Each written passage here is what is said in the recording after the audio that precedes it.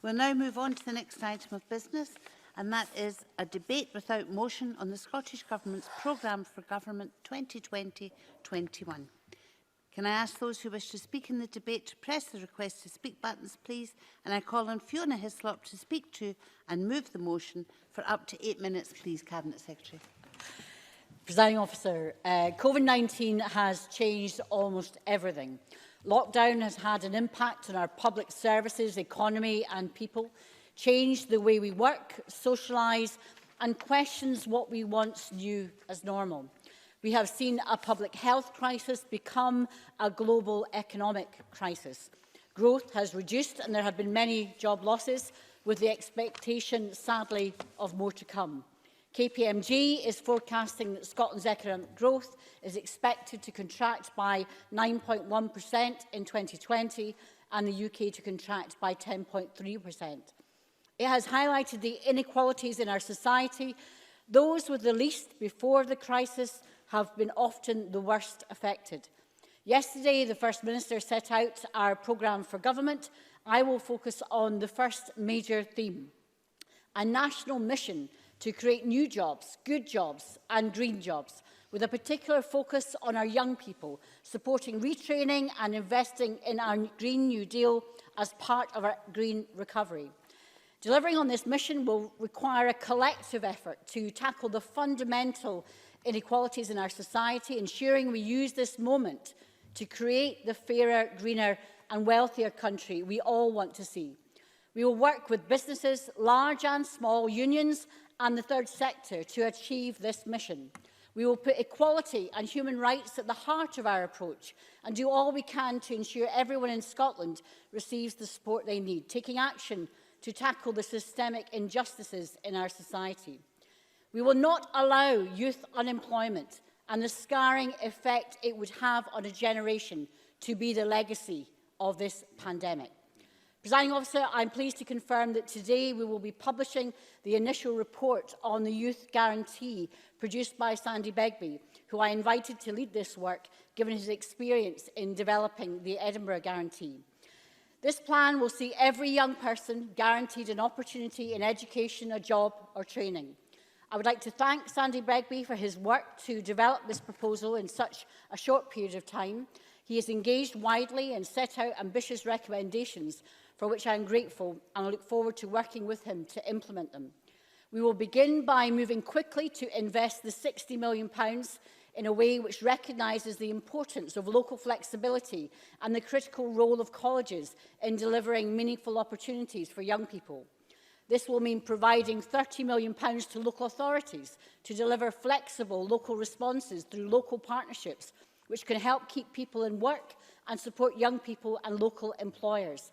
£10 million to create additional opportunities in colleges. £10 million to support pre-apprenticeship activity with Skills Development Scotland and colleges. And £10 million to build on the successful Developing the Young Workforce infrastructure.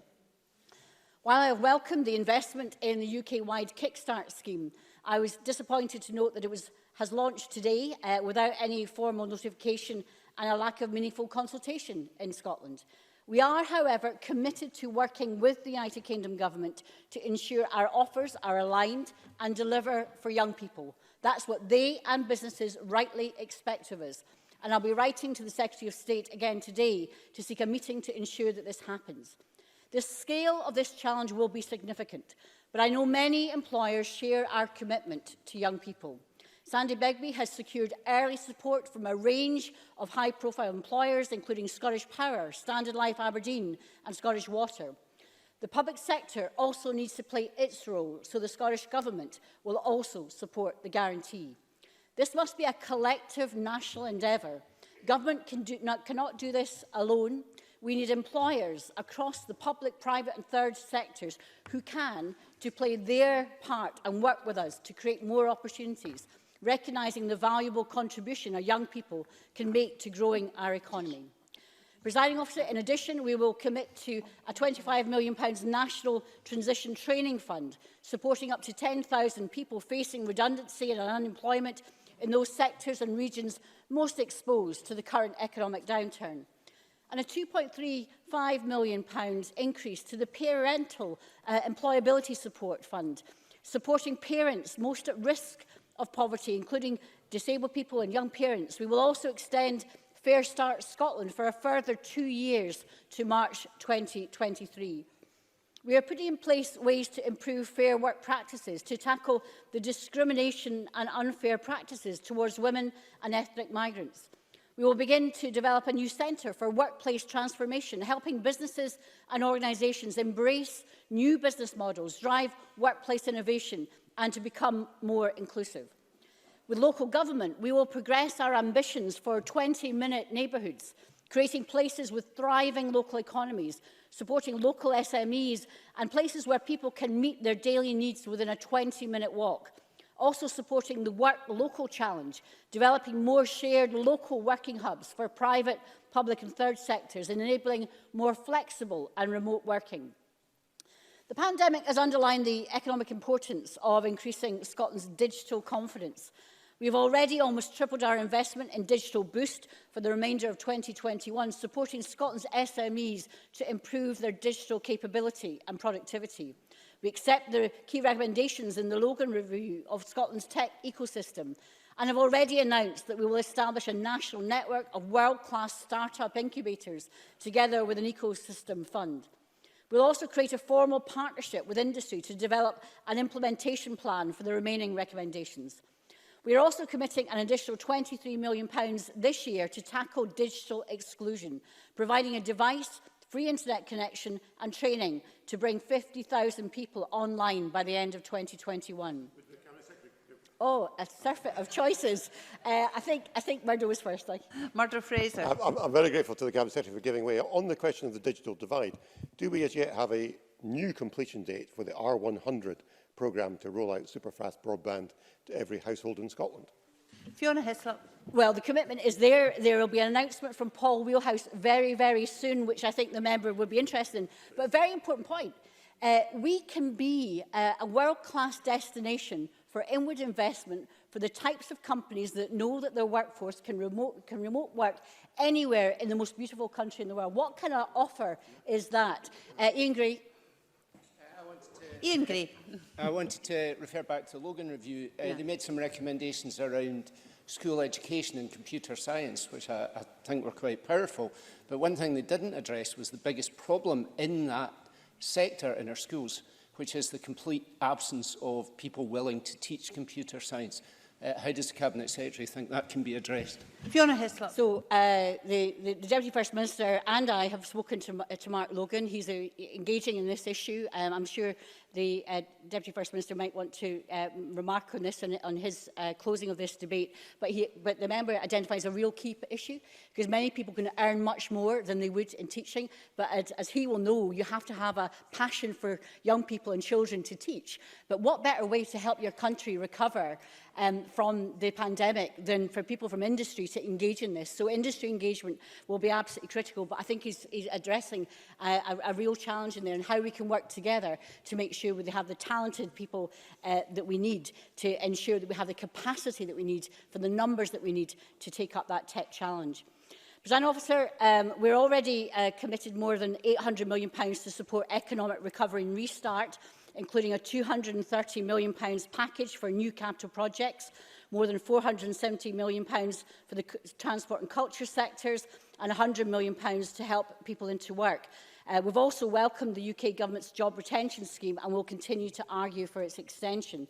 Our Green New Deal provides businesses with the confidence to invest in people and help us transition to a net zero economy. Our £100 million Green Jobs Fund will support job creation by helping businesses, particularly SMEs, develop and expand the production of green products and services by ensuring businesses and supply chains can benefit from public and private investment in the transition to a low-carbon future. And we'll invest £1.6 billion over the next Parliament to decarbonise our buildings. We will establish a £62 million energy transition fund, accelerating the transition to net zero in the energy sector. And we will invest £150 million in forestry as well. Our National Infrastructure Mission will deliver by 2025 annual infrastructure investment of £1.5 billion higher than 1920, and will also be launching our Scottish National Investment Bank. We'll be taking Scotland to the world with an inward investment plan generating the potential of 100,000 high-value jobs over the next decade. Presiding Officer, in closing, the programme for government has economic renewal and the creation of new, good, green jobs at its very core. Progress will only be possible through collaboration between government, industry and the third sector. We will need collective determination to succeed. But, Presiding Officer, I am confident that Scotland is up to the challenge. Can I, first of all, apologise to the Cabinet Secretary for asking to move a motion that didn't in fact exist, and apologise to the Chamber for the confusion and clarify that this is in fact a debate without motion. And I now call on Murdo Fraser for up to 8 minutes, please. Thank you, Presiding Officer. It's become something of a cliche to say we are living in difficult times, but it's no less true for all that. This is the background to the programme for government delivered yesterday, an unprecedented health challenge, which is rapidly transforming into a significant economic challenge, probably greater than any one of us have encountered in our lifetimes. So what we need to see is unrelenting focus on the economy if we are to avoid a deep recession and high unemployment. And already, as the Cabinet Secretary pointed out, the indicators are concerning, with a larger fall in economic output in Scotland so far compared to the UK average, and already a higher rate of unemployment. And in that respect, the First Minister's focus yesterday on the economy was a welcome one. All of government needs to be focused on securing jobs, on supporting existing businesses, and creating a climate where new businesses can be set up and can flourish. And that matters not least because it is only with a thriving economy will we have the money to fund our vital public services. And we should not forget that in the next financial year, we will be starting with a £600 million deficit on the public finances due to the overestimate of tax revenues from 3 years ago. But despite the welcome rhetoric about the need to grow the economy we heard yesterday and just now, the actual substantive proposals in the programme for government do not amount to much of a comprehensive plan.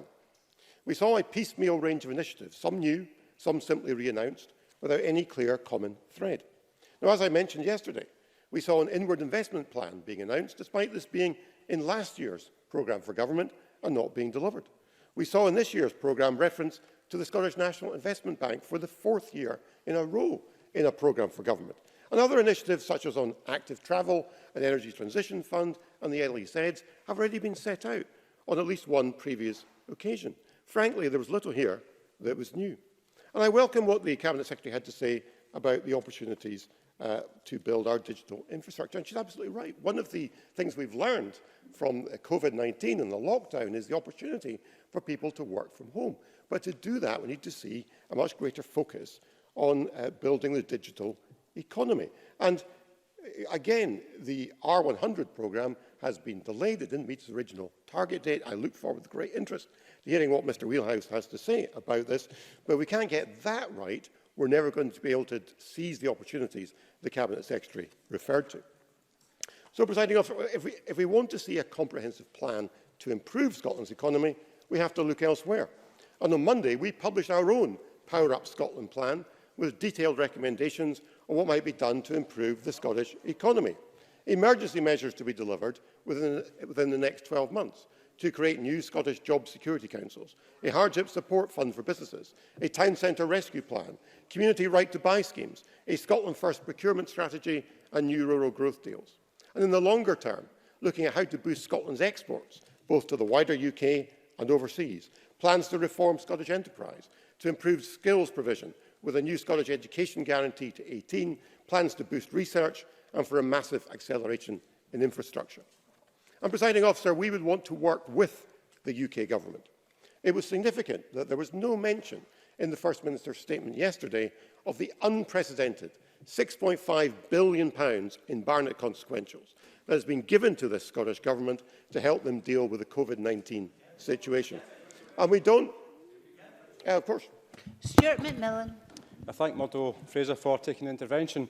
I didn't hear Mr Fraser talk about Ferguson Shipyard and building ships for our communities going forward. Does Mr Fraser support Ferguson Shipyard? Well, Murdo Fraser. I have to say to Mr McMillan, I don't think this government's track record on Ferguson Shipyard is one he should be trumpeting in this chamber. Given the cost overruns, given we know the design work is now being done not in Scotland but in Romania for those particular ships. So I don't think that's his strongest suit, if I may say so, presiding officer. But I go back to the 6.5 billion in Barnett consequentials. We don't as yet know how much of that money has been spent or where it is all gone. And of course that money is in addition to the direct support. Of course. Fiona Hislop. We made a point of keeping every member informed about all the grants and all the information of the £2.3 billion of consequentials, including the unique pivotal enterprise resilience fund, of which he has written to me about individual constituents, the creative hardship funds unique to Scotland. So don't come here and say you don't know where it's been spent when we've made a specific point of informing Parliament every step of the way on the business front. Murdo Fraser. I thank the Cabinet Secretary for that intervention, which is very interesting, because I asked the parliamentary question of our colleague, the Finance Secretary, on this. I got an answer just last week, telling me we'd have to wait until the end of this month before we could find out where all the figures went. So perhaps she needs to consult with our Cabinet colleague before she makes interventions like that. Now, there was mention of the UK Government's job retention scheme, one of the most generous job retention schemes in the world, without which our economy would be a poorer place. And according to the Scottish Fiscal Commission's reports published, I've taken two interventions, I really need to make some progress. According to the Scottish Fiscal Commission this morning, total UK government spending in Scotland in response to COVID now tops a staggering £16 billion. And inevitably, the First Minister's response to that is to claim it's not enough money. And she's called for the Scottish Government to do more, despite the record investment and unprecedented efforts that have been made by the UK Government to support the Scottish economy. And these calls for additional support are really ironic in the context of the publication this time last week of the annual GERS figures, setting out Scotland's income and expenditure figures, which, of course, the First Minister was happy to laud back in 2012 as, and I quote, making the case for independence. They don't seem quite so keen on them, presiding officer, when they tell a different story. Because what these figures tell us is that for the last financial year, there was a £15 billion deficit in Scotland's public finances, and that's before the great bulk of COVID expenditure is taken into account. I really need to make some progress. I've taken two interventions already, and we're out of time. Now, that puts our budget deficit in excess of 8% compared to that of the UK at just 2.5%. I mean, going down the route of independence, which the SNP want, would create unprecedented challenges for our economy and public services. And it speaks volumes, presiding officer, that the lines in the First Minister's speech yesterday that got the SNP benches most excited was when she talked about the preparation of an independence referendum bill. It's hard to imagine a more spectacular example of an act of self-harm than to go down that particular route, where the Scottish economy is contracting and when people are losing their jobs. Now, I was really taken by the response from the Scottish Government to the GERS figures and the position they have on fiscal transfers, which now seems to be these are a sign of failure, that they are locking in inequalities and preventing local economies from growing, which is frankly an extraordinary position for the Scottish Government to take. 85% of the fiscal gap disclosed in the GERS figures is represented not by lower tax receipts in Scotland, but by higher spending. We are spending on average 12% per capita more on public services than the UK average. So even a Scottish economy performing as well as the UK does would see a fiscal deficit over £12 billion in a single... Mr Fraser has to close very soon. Oh, sorry. Am I allowed? Oh, what a decision to have to make. OK then. OK then, thank you. It was a very simple question as to whether or not the Scottish Government can borrow. And if they cannot borrow, whose deficit is it? Murdo Fraser. I'm sure the Finance Secretary is clever enough to know it is a notional deficit that exists. The gap between the amount of money raised in taxes here and the amount of money that is spent. As the deficit now become hardwired where we go down the route of independence as the Finance Secretary wants. But this point about fiscal transfer, presiding officer, is bizarre. Fiscal transfers are a policy feature in every developed country. Stronger regions and nations help those with greater spending needs. They exist within the EU, and the SNP don't complain about it. They exist within Scotland. Because fiscal transfers are the basis of our funding settlements for our local authorities and for our health boards, all based on measures of deprivation and local needs. If fiscal transfers are a sign of economic failure, then after 13 years in government, this SNP administration is condemned from its own mouth. Presiding Officer, just so I conclude, this week was a tale of two competing visions for the future of Scotland. We had from the Scottish Government this piecemeal programme, from this administration out of ideas and running out of time. And in contrast, from the Scottish Conservatives, we had an alternative, working with the UK Government and not against them, not continually seeking constitutional grievance, but instead setting out positive ideas about how to grow the economy. This programme for government should have been marked must do better. This week, we have shown a better way. Thank you. Call Richard Leonard for around 8 minutes, please. Thank you, Deputy Presiding Officer. This is the last programme for government of this Parliament, but it is by far the most important, because in the next 7 months we have the opportunity to set the agenda, not just for the course of this pandemic, but for the next decade, for the next generation. We are living through dark times. Too many of us have lost loved ones to COVID-19 in the past 6 months. And all around us, a massive economic and unemployment crisis is unfolding. Workers fear for their jobs. Families fear for their incomes. I've often expressed my frustration at the Scottish Government and indeed at this Parliament for not always fulfilling its potential, for falling short when the people of Scotland need us to step up. I've felt this a number of times over the past 6 months when ministers evaded scrutiny over care homes and testing, when the SNP and the Tories teamed up to block controls on rent rises, and when the Deputy First Minister spent a week in hiding after the SQA results fiasco. But today I am hopeful for this Parliament's future and for Scotland's future, because we have shifted the debate. This programme for government reflects that change, and the National Care Service, which Scottish Labour has spent 10 years campaigning for, is finally being talked about by the Scottish Government. I welcome too the Government's acceptance of the need for a tenants' hardship fund, a case which we have been pressing for months. And I also welcome the First Minister's professed insistence that we cannot simply go back to how things were. But as much as she insists on this, we need action and not just words. And it is on the test of actions that this programme for government will be judged. Because, yes, it acknowledges that times have changed. Yes, it acknowledges the growing realisation in Scotland that we cannot go back to the same old failed normal.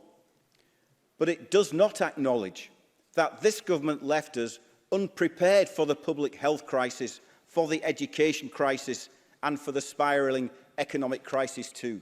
Instead of facing up to these failings, instead of ensuring that Scotland learns the lessons, it seeks to place a sticking plaster over these failings. Rather than starting now to build a national care service, the government wants to set up another review, another working group, a working group that does not even include the voice of the workforce or of those who receive care. So we want to see these gaps in what's been included in the programme closed. And today I do appeal to MSPs from across this Parliament, but I also appeal to everybody outside this Parliament who knows how serious this crisis we are facing, this public health and economic crisis we are facing is, and knows that the worst is yet to come.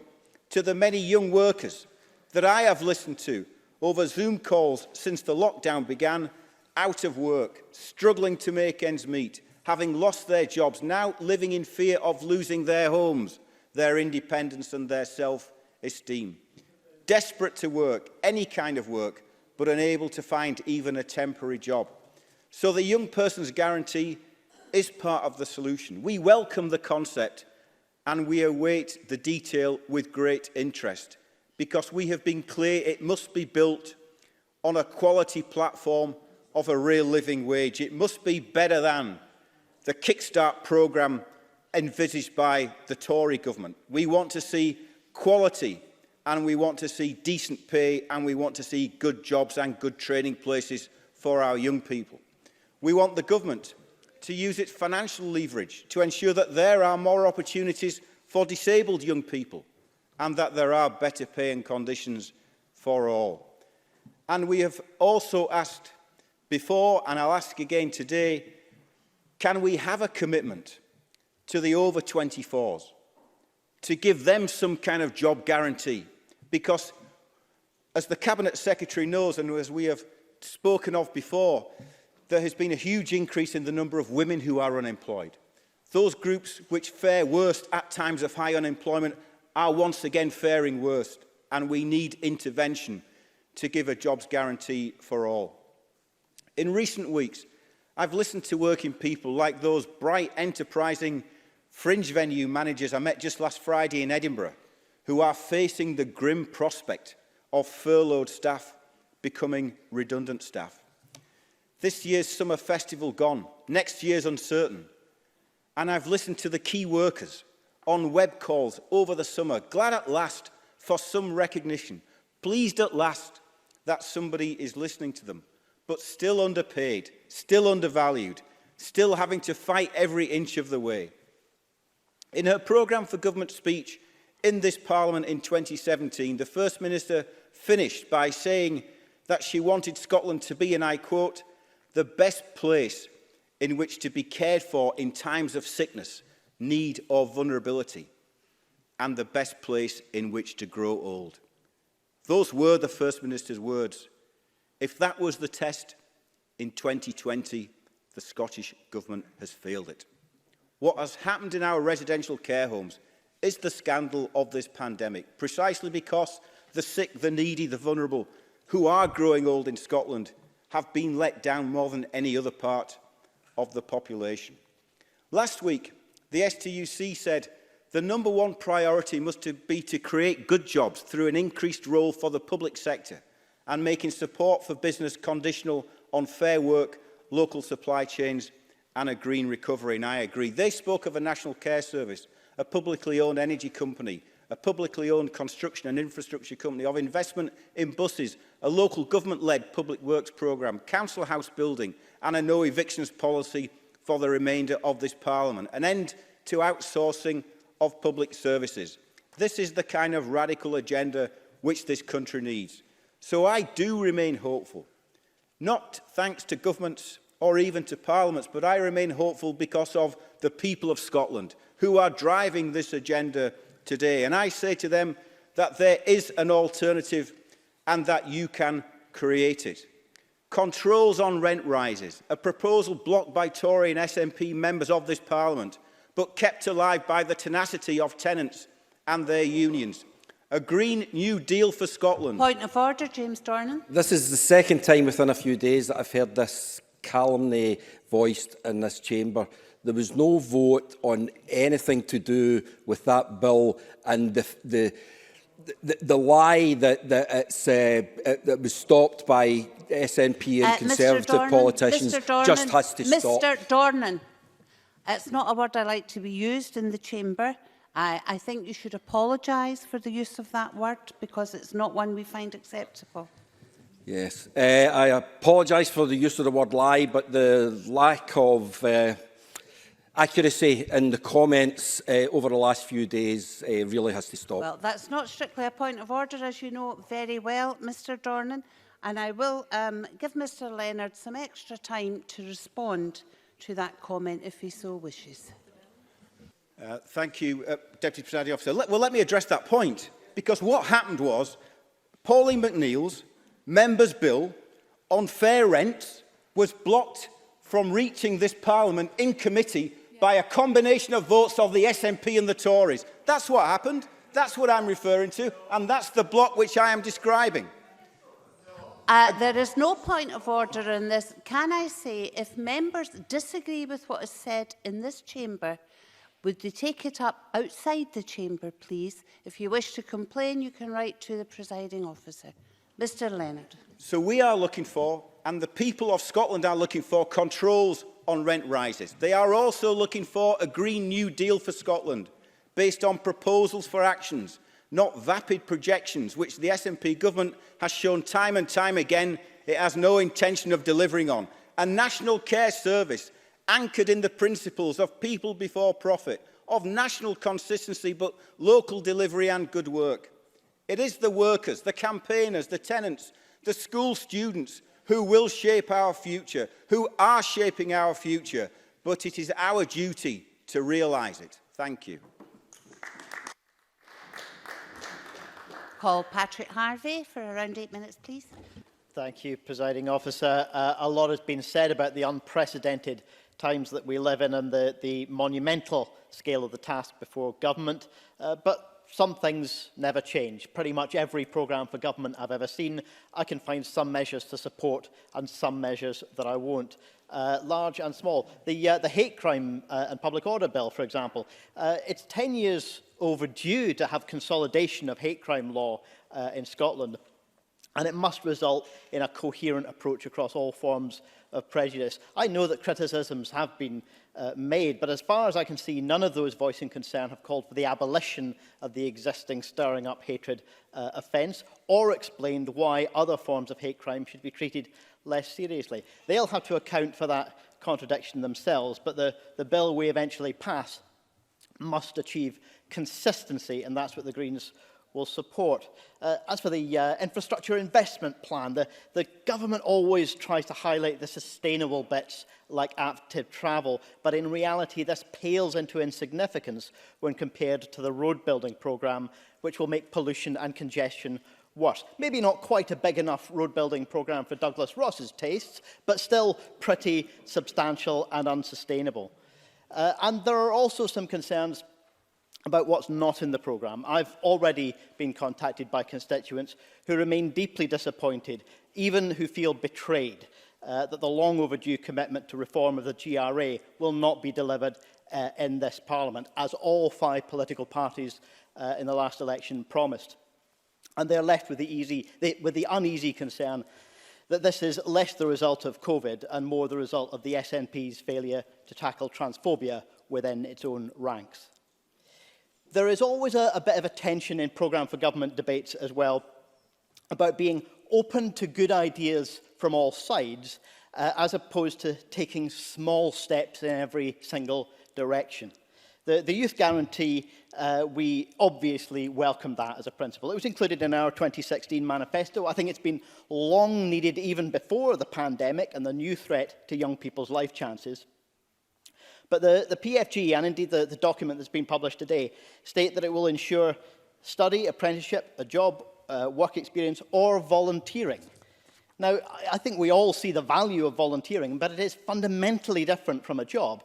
We would be deeply concerned if the Youth Guarantee results, unintentionally perhaps, in pressure for young people to do unpaid work as an alternative to those other choices. As for the Green New Deal, the Scottish Greens have been making the case for what we've called a Green New Deal for many years. In fact, since the last economic crisis over a decade ago. And in the last year or two, we've done a lot of work to develop those proposals. And I'm pleased that other parties are now following suit and using that language. But it's not enough to use that language. It needs to come with a recognition that the old economic system was already broken and a determination to transform it rather than reboot it. Too often, the Scottish Government pursues the option of channeling money to private companies instead of rebuilding the public sector. Energy, land and forestry are examples of this. And where the opportunity exists to do both, like supporting a company like Alexander Dennis to construct the new green buses that a network of publicly owned bus companies would need, these opportunities are not being taken. At the very least, such a green bus fleet for the COP in Glasgow would be a good start. The £100 million Green Jobs Fund looks like a good headline, but I don't think it amounts to a commitment for £100 million in every year's budget. Stretched out over 5 years or so and being paid to employers as business development grants, again, there is a risk that we don't maximise the opportunity for quality green jobs.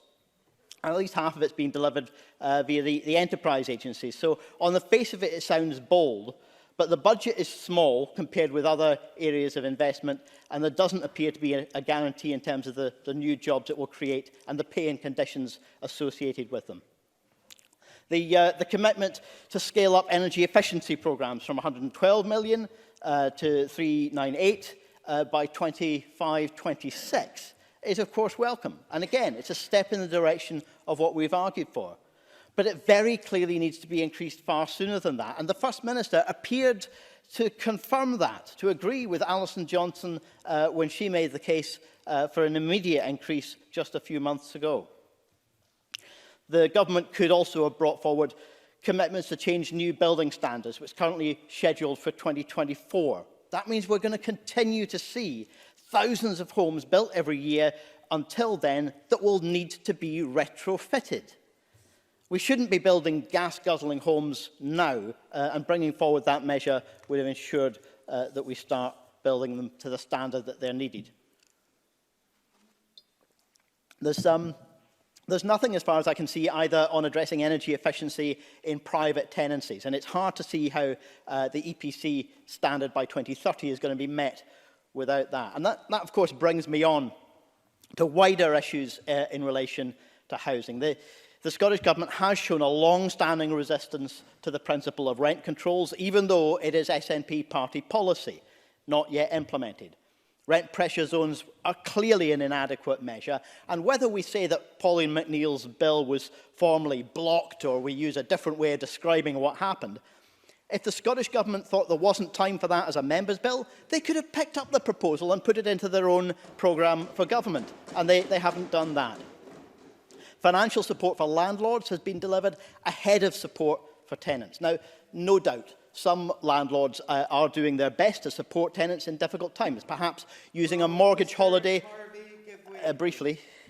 Mr. Harvey has just stated that landlords received help before tenants. I would point out that this government has added to discretionary housing payment budgets of all local authorities to help out tenants. And of course, in Programme for Government, we added to that with the Tenant Hardship Loan Fund. But I would point out to Mr Harvey and to the Chamber that this government and this Parliament does not control housing benefit or any other benefit of that regard. And it would be much better if we had that control. Thank you. Not a speech, it's an intervention. Thank you. You'll make up your time, Mr Harvey. Flexibility.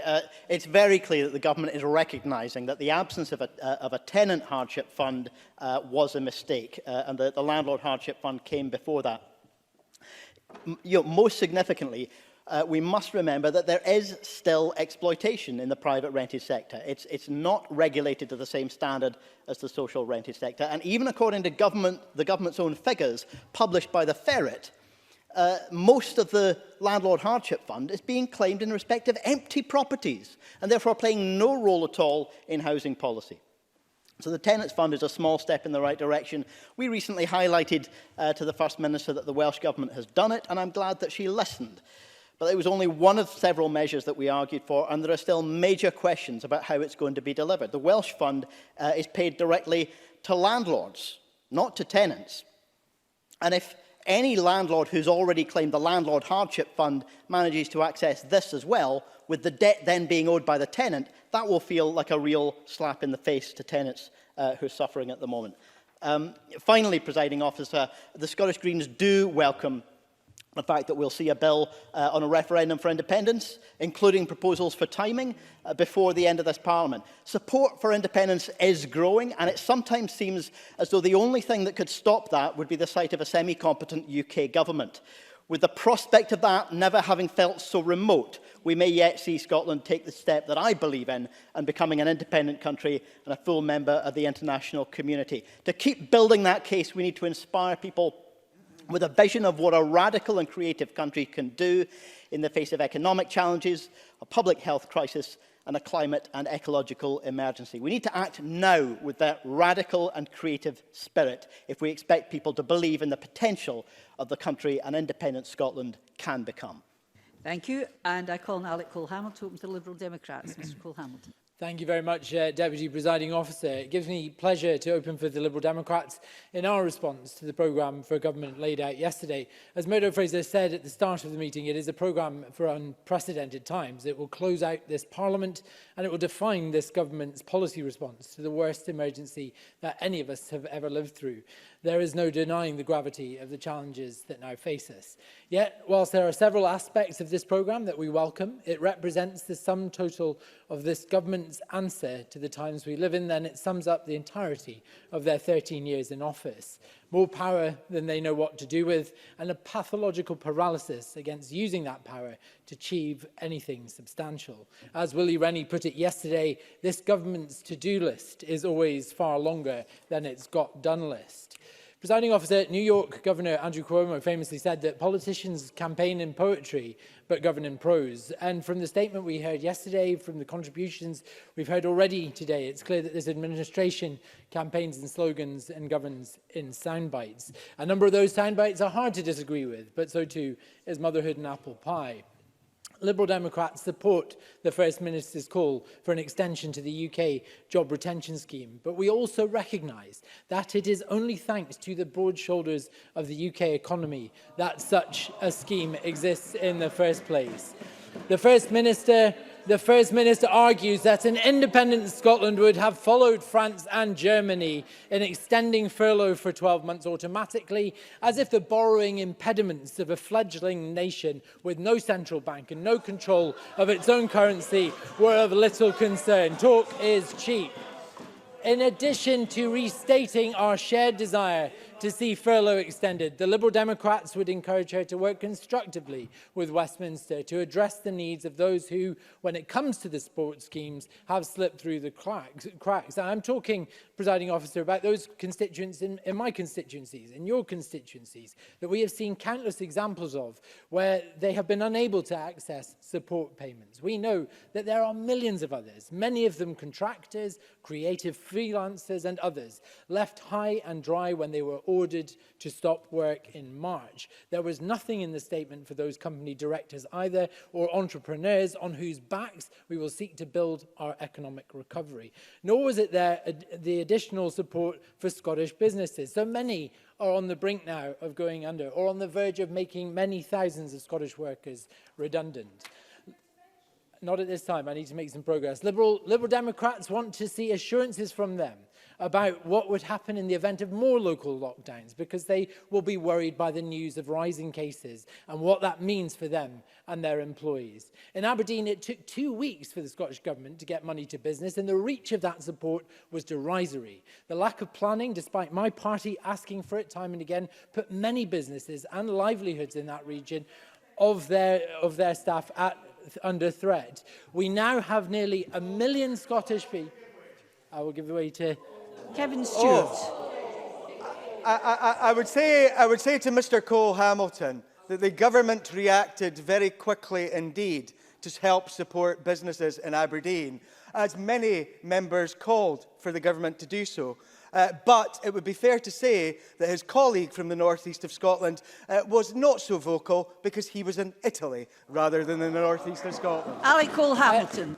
Presiding Officer, I'm not going to dignify that with a response, but I am going to take the intervention from Gillian Martin. Gillian Martin. Oh, thank you. Gillian Martin.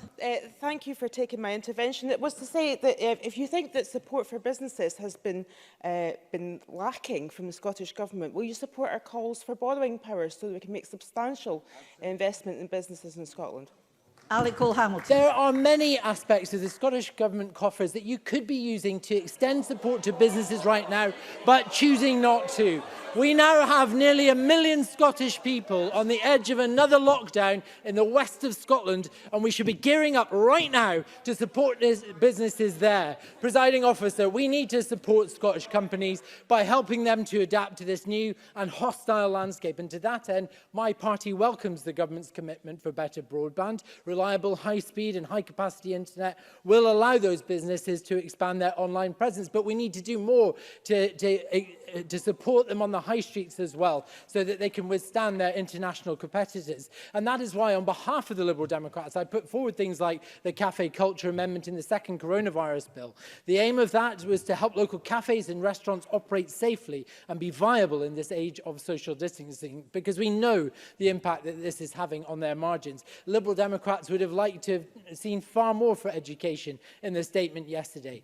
The impact of the pandemic on lifelong learning cannot be overstated. Lockdown has widened the educational attainment gap. It has created a massive need for retraining in our workforce and decimated the number of international students seeking to learn in our universities, causing massive economic uncertainty. I don't have time. I've taken two already. Scotland hosts some of the world's most prestigious educational institutions in the English-speaking world, and yet despite repeated asking by my leader Willie Rennie, this government seemed incapable of or unwilling to put testing provision in place to ensure that those international students arrive this term do so safely. The statement yesterday also represented a mixed bag for children as well.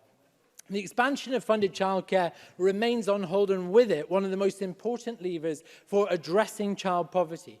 Funded childcare is the difference between a working family making a living and keeping it. For every month that goes by without that expansion, many working families will struggle to keep their children out of poverty and make real one of the most important rights to which all children should be entitled. And on children's rights, I do congratulate the government. Liberal Democrats have long called for the full incorporation of the United Nations Convention on the Rights of the Child into Scots law, and we applaud its inclusion in the programme. However, I would remind the Deputy First Minister that it will be nothing without a route for children to access redress for the violations of rights they face on a daily basis through the courts, or for as long as we have an age of criminal responsibility that is lower than China and lower than Russia. You cannot lead the world on human rights from the back of the pack. Turning to mental health, and I say again, the mental health crisis in this country was raging long before anyone had heard of COVID-19. The privations of lockdown or self-isolation and community anxiety will add kerosene to the bonfire of mental ill health in this country, and still it is but a footnote in this government's priorities.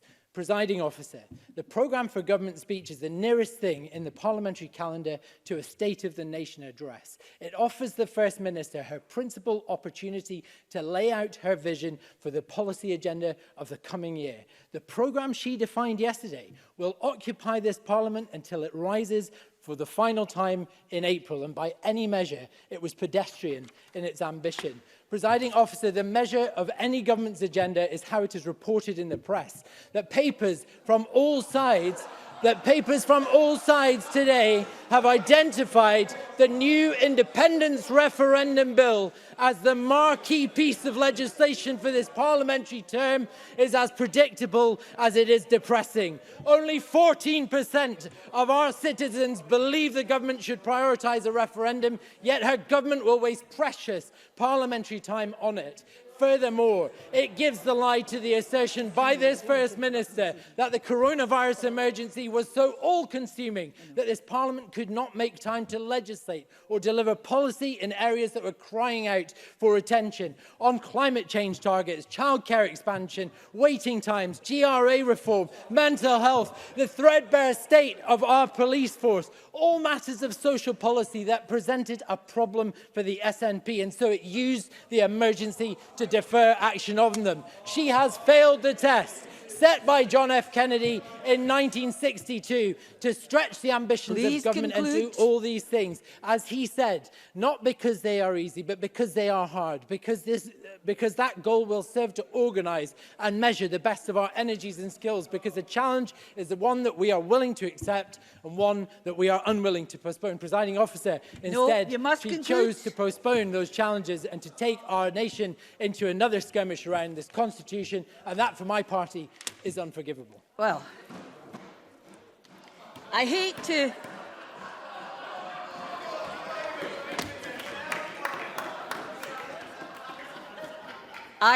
intervene when you're in full flow and there's a flourish, but do pay attention to the chair, please.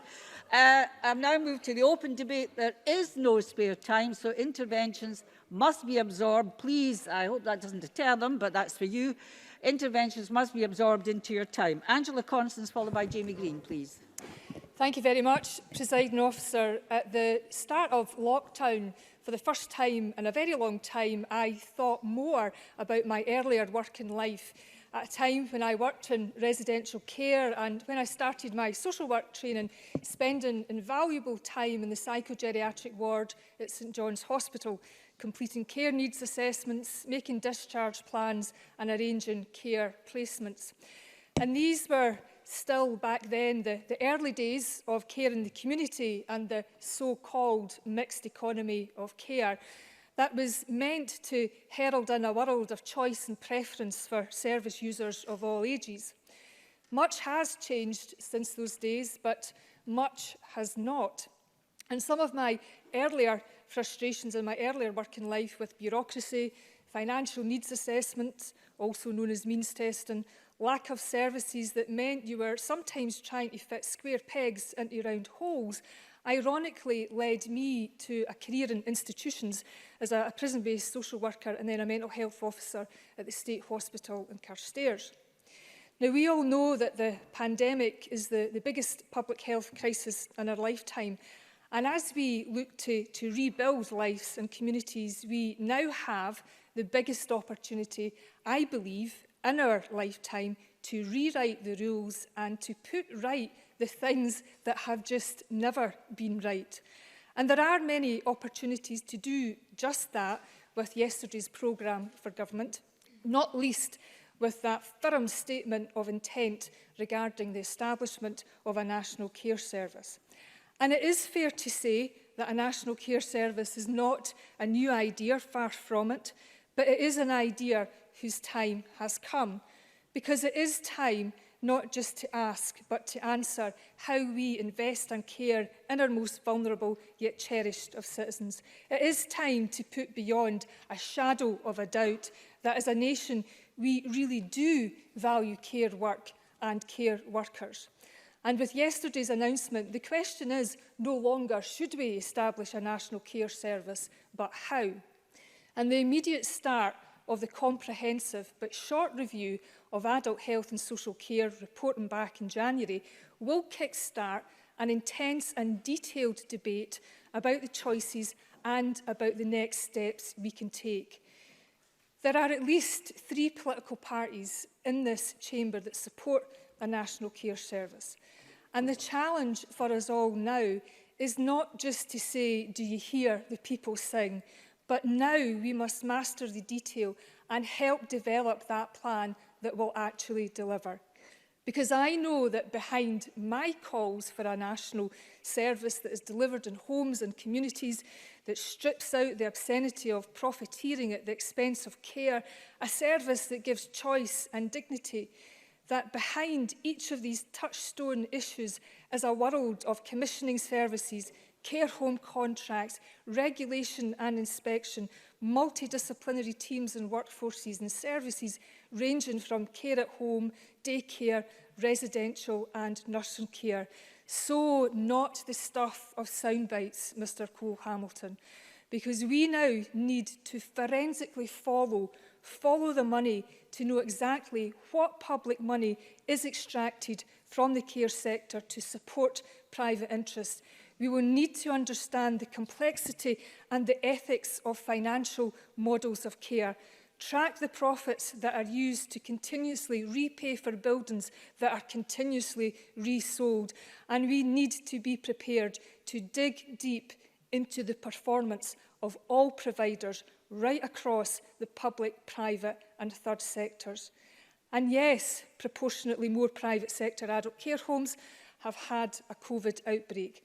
They are larger and they certainly generate more complaints from relatives to the Care Inspectorate about health and well-being.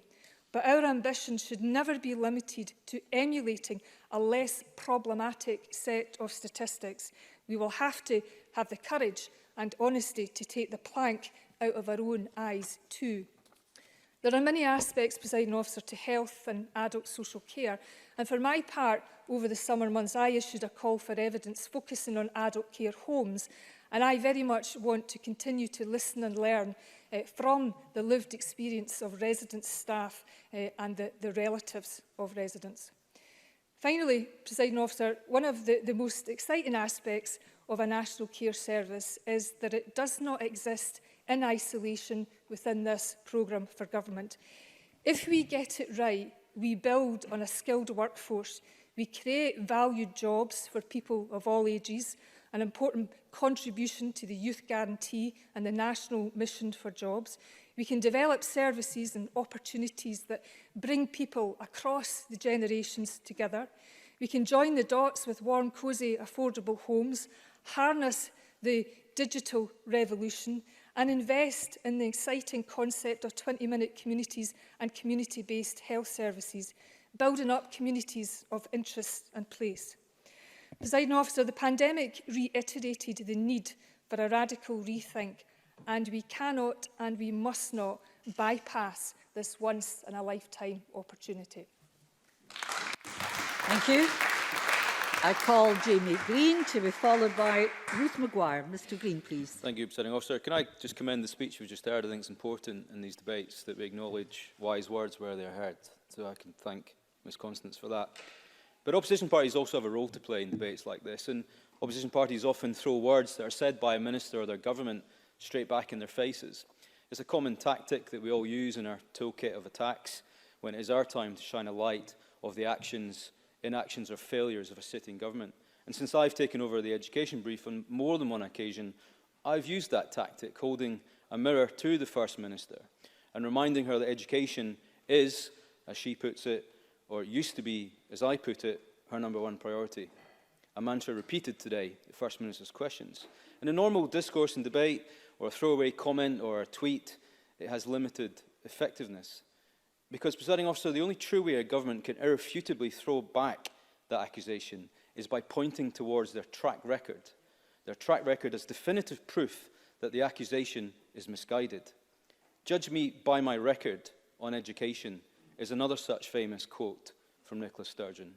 But again, we judge governments by their past actions, not their future promises. And this programme for government, the annual event where the government lays before us its plans, its bills and its priorities, well, the statement we had yesterday, all 40-odd minutes of it, addressed none of the major underlying serious issues that face our nurseries, our schools, our colleges and our universities. It admitted no failure, no defeat, presented no plan and gave no opportunity that education truly does lie at the heart of this government after 13 long years. And it pains me to remind them of their track record. On early years, let's start there. Flagship promise on funded childcare failed to be delivered. Parents are churning out cash to top up funded hours which were promised to them but not universally materialised. Nurseries with capacity, but councils with no money. And despite a vote in this Parliament in the months leading up to COVID, the government was warned clearly that these plans were at risk long before the infrastructure challenges arose. I did an FOI on correspondence received by this government from bewildered, angry and desperate parents, and that runs into the hundreds of pages. What does the programme for government offer them, I wonder? What about schools? The programme for government neither acknowledges nor addresses any of the issues which parents have been contacting us with. Chronic shortages of teachers and the effect that that has on subject choices. Class sizes going up, despite promises to reduce them. Multi-level teaching becoming the norm in so many of our schools. In key core subjects like maths and science at record lows in international rankings. A ditched education bill, which was a flagship bill in their manifesto. A delayed review into the curriculum, that much needed review. What confidence did yesterday's programme for government instill in those parents that education is their #1 priority? What about colleges? Entirely funded by the public purse and with limited means to generate income, crying out for support. And despite that vital role that they play in our economic growth, run by a minister who questioned the size of their deficit and says, I can't give them any more money unless I can borrow more money. And that's from the same government which has shredded tens of millions of pounds in public money on written-off loans, legal fees, project overruns and bad investments, yet still makes credible claims to have run out of money for Scotland's important colleges. Yes, I'll give way. I think it's important to have context. In my constituency, we inherited a PFI college that had to be bailed out, the first of a number of PFI initiatives that we had to rectify and deal with. When we came into government, parents were telling us, employers were telling us that young people didn't have the skills that they needed. They don't say that now because we have a robust education and indeed college system. Jamie Green. Well, let's come back to this in a couple of weeks' time then, when colleges are laying off staff, cutting courses and cutting places to get young people retrained and reskilled. And you can come back to this chamber and explain to us why the underfunded college sector has had to make those decisions as a result of you and your government. What Before about you go any further, universities? Mr Green, we're all slipping into that bad habit of using the you word again. Please remember, the only you here is me. My point has been made. What about our university sector, which is some £200 million in deficit already, potentially much more? Yes, we were told this morning by a member of this government that we are naive to accept claims from University of Scotland that they are underfunded. Well, when was the last time an SNP backbencher sat down with a university in their own constituency and region and asked them why they're underfunded and by how much? Who are we to believe in this chamber? The Minister and his agencies or the university themselves? These are political decisions. These are policy decisions. These are the results of repeated programmes for government which are full of media-friendly headlines but backed up with very little substance. And it's never until the wrath of parents or young people generate weeks of wall-to-wall media coverage that this government actually sits up and listens. Now look, there's much good going on in Scottish education. There's much to praise. No least the efforts, Mr Swinney, of the hard-working council staff, the teachers, the school staff, the lecturers and the parents themselves, because they are positive in spite of the difficulties that your government faces them, not because of them.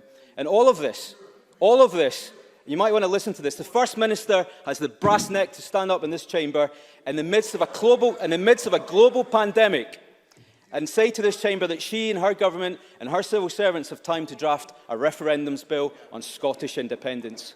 A referendums bill, not one in education, not the good food bill, not the gender recognition reform, not the crofting bill, because faced with difficult decisions, this government ditches them. Rather than moving Scotland forward, the First Minister is determined to take us back to the divisions of the past. More division, more diversion, more turbulence and more uncertainty. That is not what Scotland needs right now.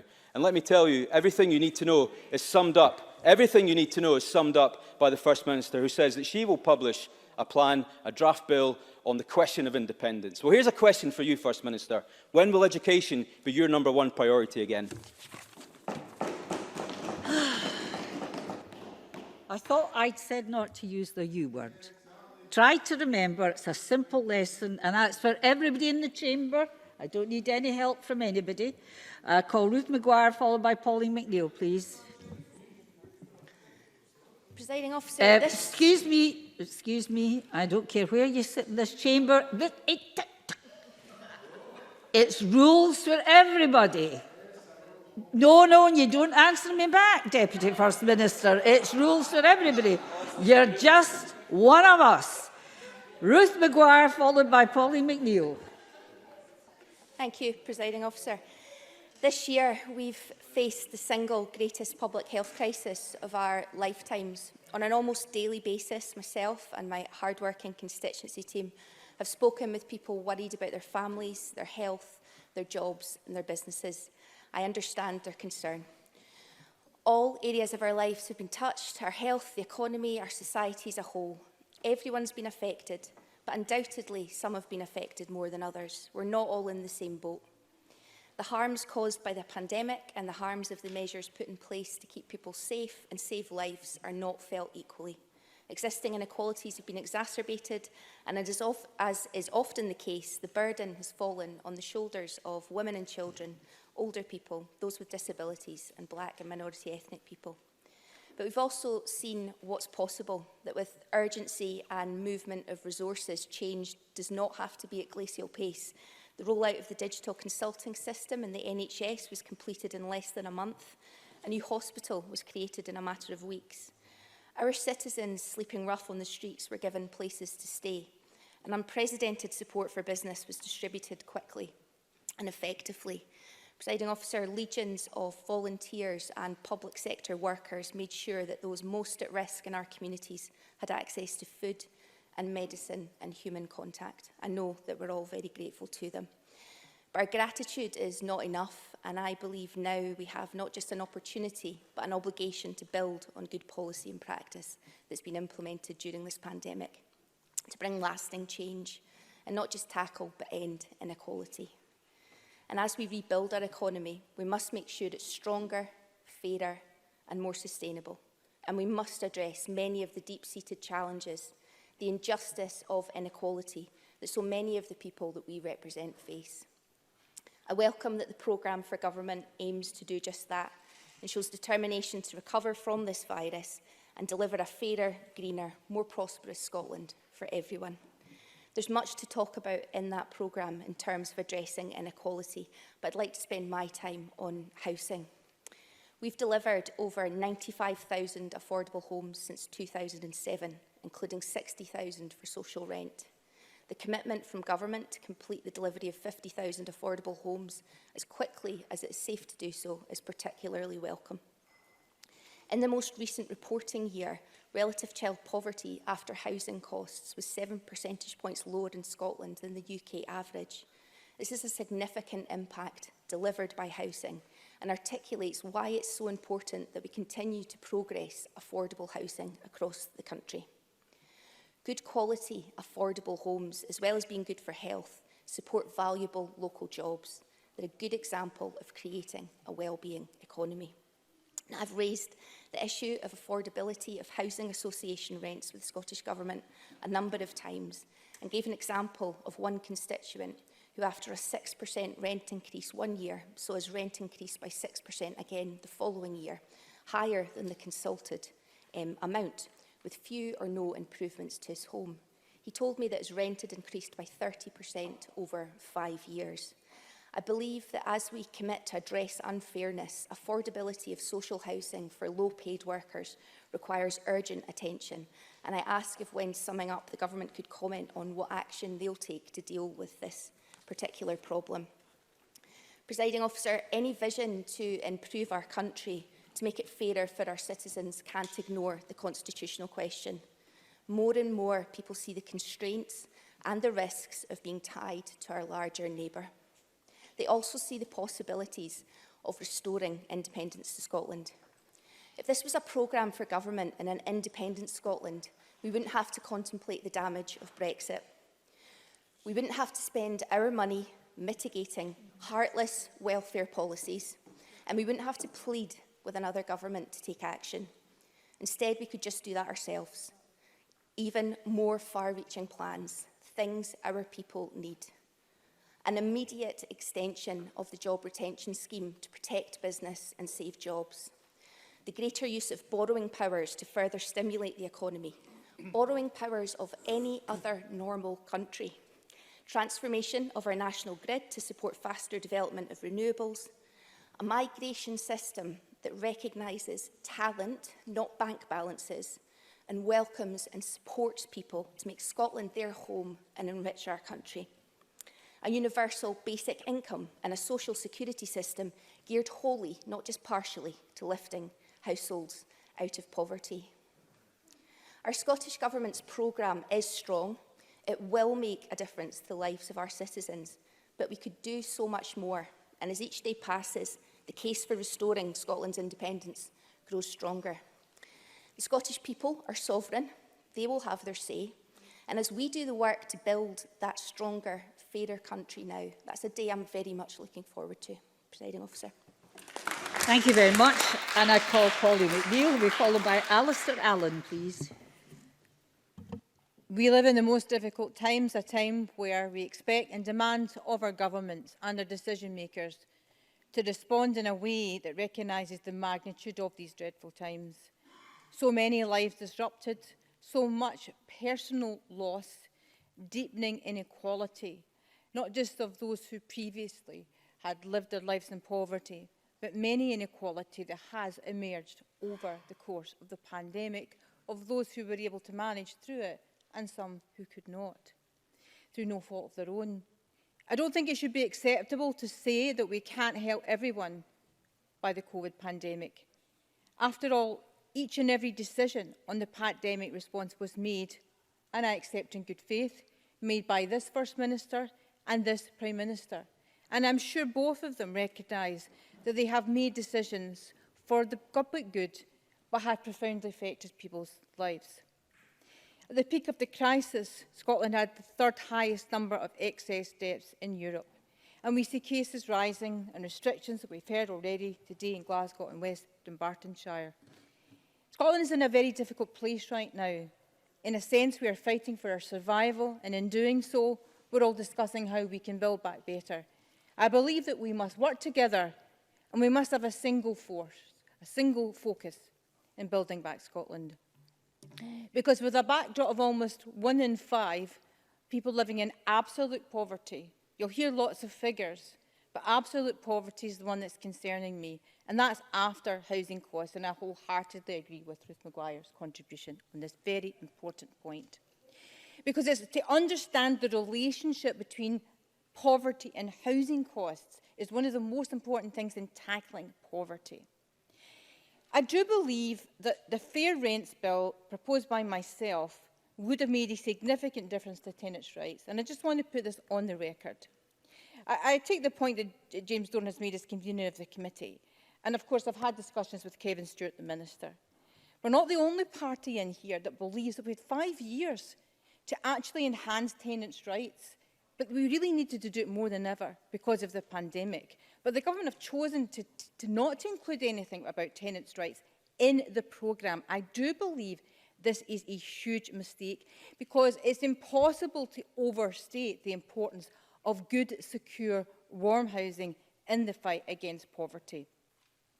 We do agree that Scotland requires an ambitious programme of building new homes, particularly in social housing, and there needs to be a commitment, I believe, from all parties, regardless of who's in power in the next parliamentary term, that we do continue to need to build this level of social homes.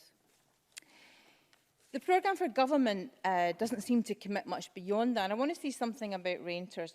I mean, I and Andy Whiteman have consistently raised the issue of debts accrued by renters throughout the struggle of people trying to pay their rent. And these are people who previously had jobs, previously had security, but now they don't.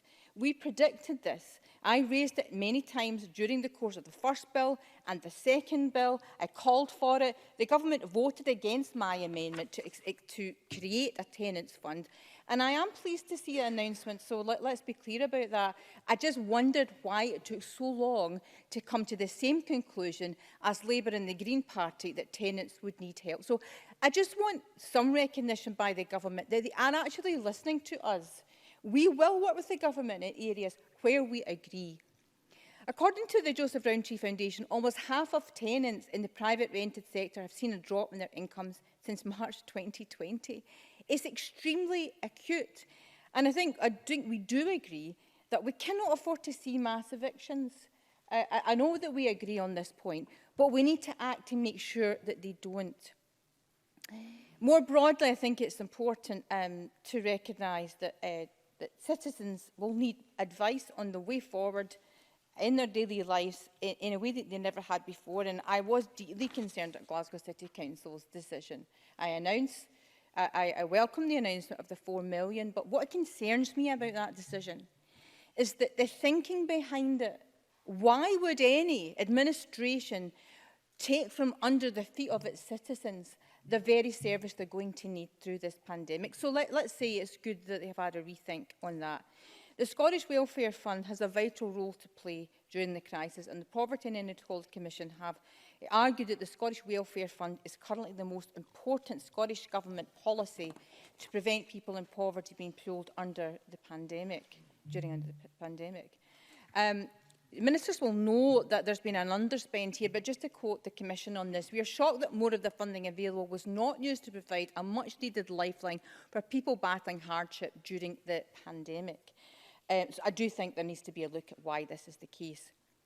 As a member of the Cooperative Party, and declare that interest, I think that what the Cooperative Party have to say about people having a stake in their economy and owning their future is also quite an important principle. When people talk about building back better, owning our future, I think it's also a really important one, because one of the few positives that could come out of the pandemic is that opportunity to shift to an economy which empowers people and encourages cooperatives, encourages different models of business and so on. And just to quote one of the figures, now 62% of people who were questioned by the Cooperative Party say that it should be given priority during the recovery to see how we could allow people to share in the wealth as well as creating it. In conclusion, Presiding Officer, I wonder if Fiona Hislop, in summing up, could also address just one other question for the City of Glasgow about the aviation industry and how desperate it is, if she could, in summing up. Thank you. I'm afraid you may have to write her about that. I'm so sorry. Just the way time is just now. I call Alistair Allen, followed by Liz Smith. Thank you, Presiding Officer. The programme for government is always an important day in the parliamentary calendar. This year, however, it comes at a moment for which it is difficult to find parallels in modern times. The programme for government now, of course, takes on a new significance for every aspect of our national community and economy. So the First Minister's statement yesterday provides some very welcome and substantial commitments to rebuilding and developing our national infrastructure, as well as every aspect of our collective life. Now, many of these commitments will have a positive impact that is felt throughout the country. The decision, for instance, to establish a comprehensive review of the provision of adult social care comes at a moment when the country has, I hope, a new sense of appreciation of the work that care workers do. And the measures to close the poverty-related gap in university access are equally welcome. The incorporation into Scots law of the UN Convention on the Rights of the Child, as others have said, will deliver a revolution in children's rights, putting power in the hands of our young people. Some measures, however, take on a particular importance in rural Scotland, not least in the island communities that I represent. My constituency is set to be the largest per capita beneficiary of the Scottish Government's commitment to deliver 50,000 affordable homes. And we have a significant shortage of affordable housing in the islands, and a housing stock which is ageing and less energy efficient. The investment to decarbonise the way we heat our homes, therefore, and tackle fuel poverty will also be crucial in tackling the housing problems that my constituency and others suffer from. There has been a growing debate nationally about whether the experience of lockdown will produce longer-term cultural and economic changes. And one of those questions asks whether it will really continue to be sustainable in the future for as many people to commute every day in life to an office in a city centre. But that debate comes at the very same time as continuing anxiety about the shortage of working-age people in many rural communities. We need to remember that not everyone wants to spend their days commuting, and at the same time, a great number of people who grew up in rural and island communities would happily move back if only the job opportunities were there for them. So may I therefore make a case again today for us to seize this opportunity to think about what all of that means for the decentralisation, not least of public sector jobs. There need to be more and more opportunities for people in the public sector to work either from home or from hot desks and perhaps rurally based offices, or more likely a combination of both of these things. But just as importantly, it implies advertising people's rights to do this and planning for what people taking them up might mean in some of our rural communities. And all of that, of course, implies connectivity. This pandemic has highlighted just how critical digital connectivity is to so many aspects of our lives. And it was very welcome, therefore, to see yesterday the priority being given to increasing the reach and speed of broadband across Scotland. The Scottish Government has already ensured that the proportion of homes in my constituency with access to superfast broadband has increased in the last 6 years from 0 to 79%. We need, of course, to ensure that everyone is able to enjoy the benefits of enhanced connectivity and that we get to 100% as soon as possible. Presiding Officer, this programme for government makes no apologies for seeking to build a Scotland that has the powers it needs. as we hopefully move out of the COVID crisis. And that means, as the First Minister said yesterday, lifting up our eyes. And that means, lest that idea need explained to those whose unambitious gaze is generally lower, new constitutional powers for Scotland. I'll give way. Finlay Carson. Officer, I wonder if the member could remind us when the R100 commitment was first made in this chamber and how many years late it's going to be into being delivered. Alistair Allen. Well, as I indicated, I want us to get to R100. I am conscious of the fact that despite the fact that broadband and super fast connectivity are all reserved matters, it has turned out to the Scottish Government that has paid towards my constituency and others having any super fast broadband at all. But I don't disagree with the member about the ambition and the need to get to 100% as soon as we can. Presiding Officer, I mentioned that some had unambitious views about Scotland and its constitutional journey. And opposition members who groan at the very mention of independence perhaps now need to consider that people in Scotland can increasingly see what they cannot. Without greater borrowing powers, and indeed the powers to make decisions about things like the future of the furlough scheme, Scotland is constrained in what it can do to rebuild economically. Scotland, as the programme for government makes clear, is preparing to find our own voice in the world. And, Presiding Officer, perhaps the last shot in the locker available to those who have argued against Scotland embarking on that journey. I say the last shot in the locker, apart, of course, from the friendly fire directed along their respective front benches at the moment. But the last shot in the locker available has been the idea and the assumption that opponents of independence have still been speaking for the majority and therefore don't really need to explain themselves much further. There is much evidence, of course, now to show that they no longer do that.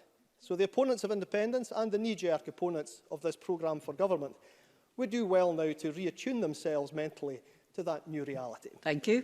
I now call Liz Smith, to follow by Gail Ross. Thank you, Deputy Presiding Officer. And can I begin with some consensus? I do think it's very clear from the responses that we've had so far to the First Minister's announcements yesterday that there is a primary focus on the economy and ensuring that we are encouraging willing cooperation between the private, public and third sectors when it comes to meeting that challenge, and that's very welcome. And whether that's in relation to job creation, stimulating investment, economic growth, or of course tackling head-on the immense challenge of climate change, I think we should be grateful for that focus. The green recovery spelt out by July's Climate Emergency Response Group specifically asked for careful consideration of where government, Westminster or Holyrood could invest public money and deliver best value, and what incentives would be needed to stimulate the private sector to invest in key sectors and infrastructure, including within our rural communities, which are so critical to green recovery. And likewise, it called for a future of green skills and employment, and several colleagues debated that point yesterday. And I think it would be churlish not to recognise that the Scottish Government has shown leadership in some key aspects of climate change. So too when it comes to domestic food production, harnessing power, capturing carbon and championing the circular economy. Yes, of course. Cabinet Secretary. I appreciate the member's points, but I also, does she agree with me, it's not always about money. And some of the ways of unlocking private investment, particularly in renewables and particularly in the green energy area, will be in transmission and in regulation. And would she join with us in trying to make sure that the UK Government can respond positively to the requests that are made by many of the Scottish companies to unlock that green potential? Liz Smith. Well, Cabinet Secretary, I think that's already happening. And it is partly about money, but it's by no means the only thing that matters. And I want to come to something about changing public attitudes, because all of what we're trying to deliver will be undermined unless we can do something to ensure that there are better attitudes. And I want to speak specifically about trying to harness the goodwill and the enterprise within our local communities, much of which we've seen during the pandemic, to give people ownership of their communities. And that's not going to happen unless they feel completely supported. And if I may, I want to come to one particular issue, which, judging by all our inboxes across this chamber, is very real. It's an increasing concern to our local communities, and that is the triple blight of litter, fly tipping and antisocial camping. All very much on the increase, and all costing local communities and local authorities huge sums of money, as well as significant aggravation and inconvenience. And in some areas, these problems have become so bad that they're not only turning away tourists, and how badly we need those these days, but also repelling people in this country from visiting these places. No one, absolutely no one, should have to put up with this situation, and it's high time that it was addressed, because the measures currently in place are clearly not working well enough. And here, do I have a little time? Not really. I can't give you any time back, I'm sorry. Okay, thank you. And here lies the biggest challenge, because despite the very best efforts of the police, the environment agencies, local authorities, the local communities themselves, to be able to weed out the problem, both the detection of the culprits and perhaps more importantly in the enforcement of the law is proving extremely difficult. That needs to change. And it's all very well identifying this as antisocial behaviour as a crime, which it is in many cases, but if it cannot be addressed effectively, then we are collectively failing. So what are the actions that will help as this issue it comes very much to the forefront of policy? Firstly, it's very clear that the many groups who have come to this Parliament giving evidence, they want to see an extension of many of the local bylaws. In the Loch Lomond and Trossachs National Park, the current bylaws allow for a fine of up to 500 for camping in a restricted area without permit, or for leaving waste or for failing to leave when required to do so.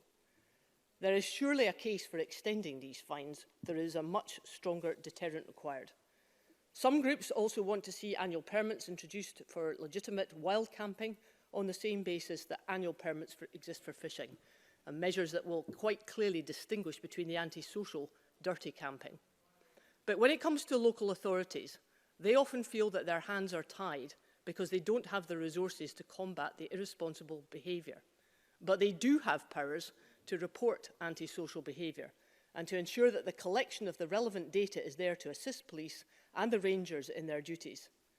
Too often, however, this process is incomplete because there is no statutory duty placed on the local authorities in the same way that there is for the collection and reporting of other data.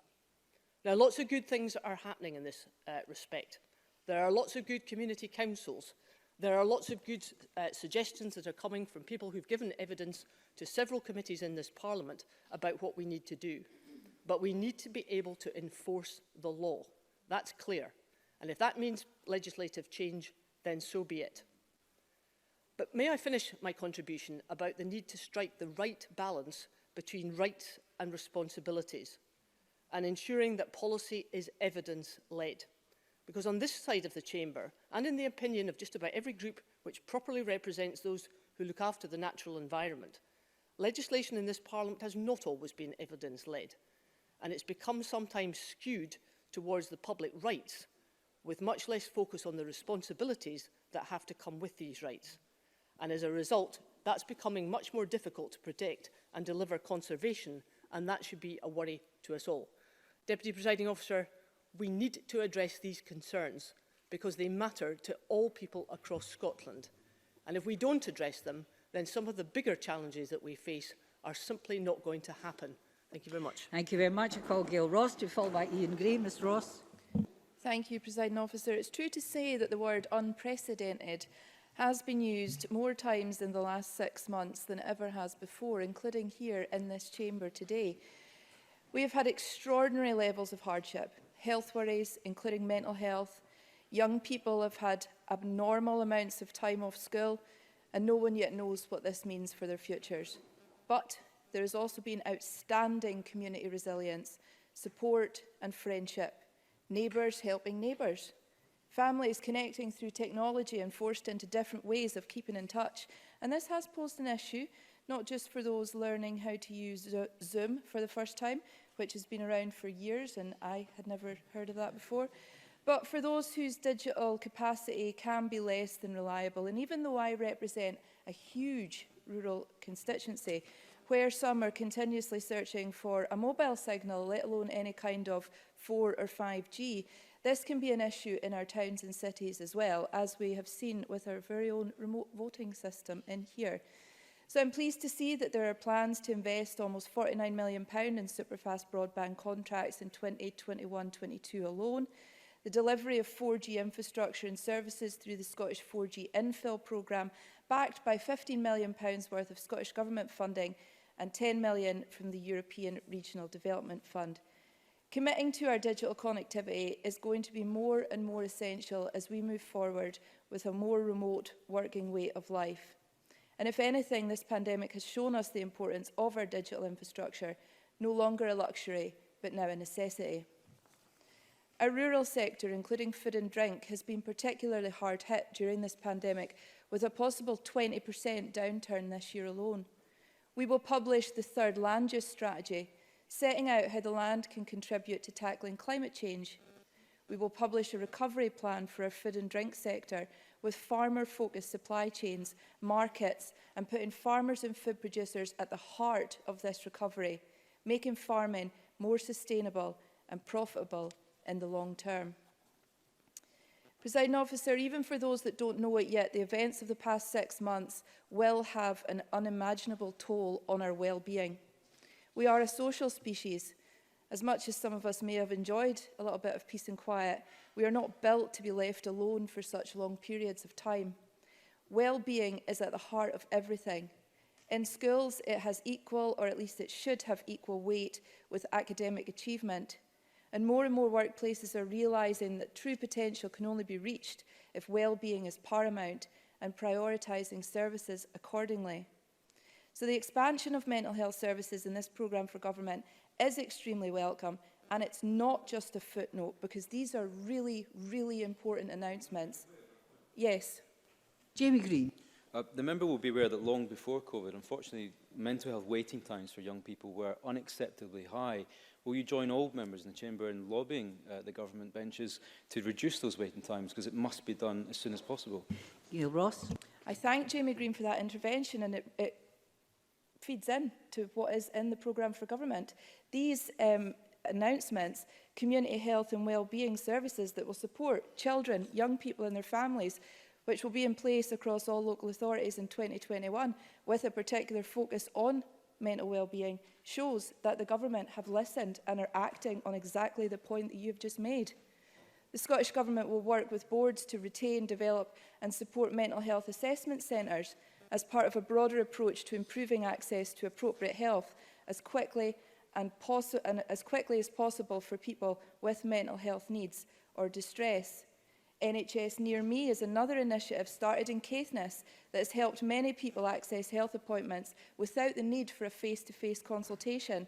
There were loads of people in Caithness that were making needless journeys to Inverness to access healthcare. So luckily this technology was advanced and working well, so we were able to roll it out around the country. Presiding Officer, one of the issues affecting people in their mental health at the moment is employment. Jobs already lost and the fear of losing them. And as has been said before, the job retention scheme is about to come to an end. So I join the calls for the Chancellor to continue this, as other countries have done, and extend the scheme for those that are still unable to go back to work as normal. And there are lots of really, really good initiatives in this programme for government for employment and jobs, as the Cabinet Secretary laid out in her speech. I want to also mention the £100 million Green Jobs Fund to help businesses and organisations to significantly scale up green, low-carbon and land-based employment and skills opportunity. We cannot and have never disputed that Scotland stands on the cusp of the green revolution. With 25% of Europe's potential for wind, we need to be grasping it now, and it's more important than ever that our journey to net zero is supported and accelerated. Presiding Officer, I mentioned before the community response to the pandemic. The way that community resilience groups have been formed in our areas, they've looked at things with a different perspective, and we cannot afford to lose this momentum. Community planning has to be done from a grassroots level, done by those on the ground, with the contacts and working in these sectors. So no, this is not a normal programme for government, because these are not normal times. Whatever normal is now, we have to work with it, work through it, and work towards a better Scotland, and this programme for government does exactly that. Thank you.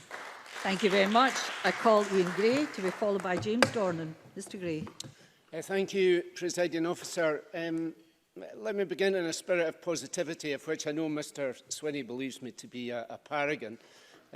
Starting with a welcome for those things in the programme for government which can be welcomed. Always best to get that out the way, I think. But there are a couple of really big, even historic things to welcome in this year's programme for government, not least the incorporation of children's rights into Scottish law. And that is something we on these benches have supported for a long time now.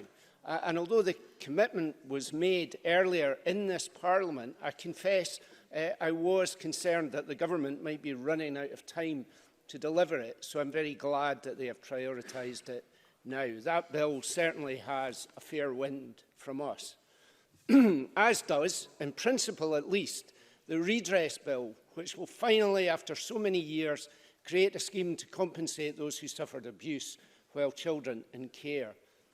We cannot, though, support the requirement in that bill currently for those who access it to waive their rights to civil justice. To say, as the Deputy First Minister did in introducing the bill, that this is to encourage the guilty organisations to contribute to the redress fund is really to leave survivors feeling that their rights are being abrogated to protect the funds of those who perpetrated abuse against them. That has to change in the passage of this bill.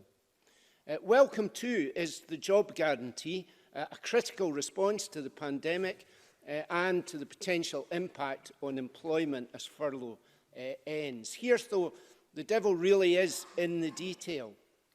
This needs to do much more than extend the existing opportunities for all guarantees, and not just by age range. It also must create new and additional jobs, courses and apprenticeships. It can't simply incentivise employers to take on apprentices they would have in any case, nor can it subsidise them to get away with paying lower wages than they otherwise would have had to. It has to be additional, and it has to be readily accessible and navigable for young people. But if it can do all of that, it is both vital and welcome indeed. Much more disappointing, though, is this programme's lack of anything new to say about education. For years now, closing the attainment gap has been, we're told, this government's defining mission by which it should be judged. We know that the action that was already being taken had stubbornly failed to close that gap significantly, but we also know that lockdown will have undoubtedly widened the attainment gap. Yet, ministers exacerbated that by requesting, signing off and then defending an exams replacement which institutionalised that gap.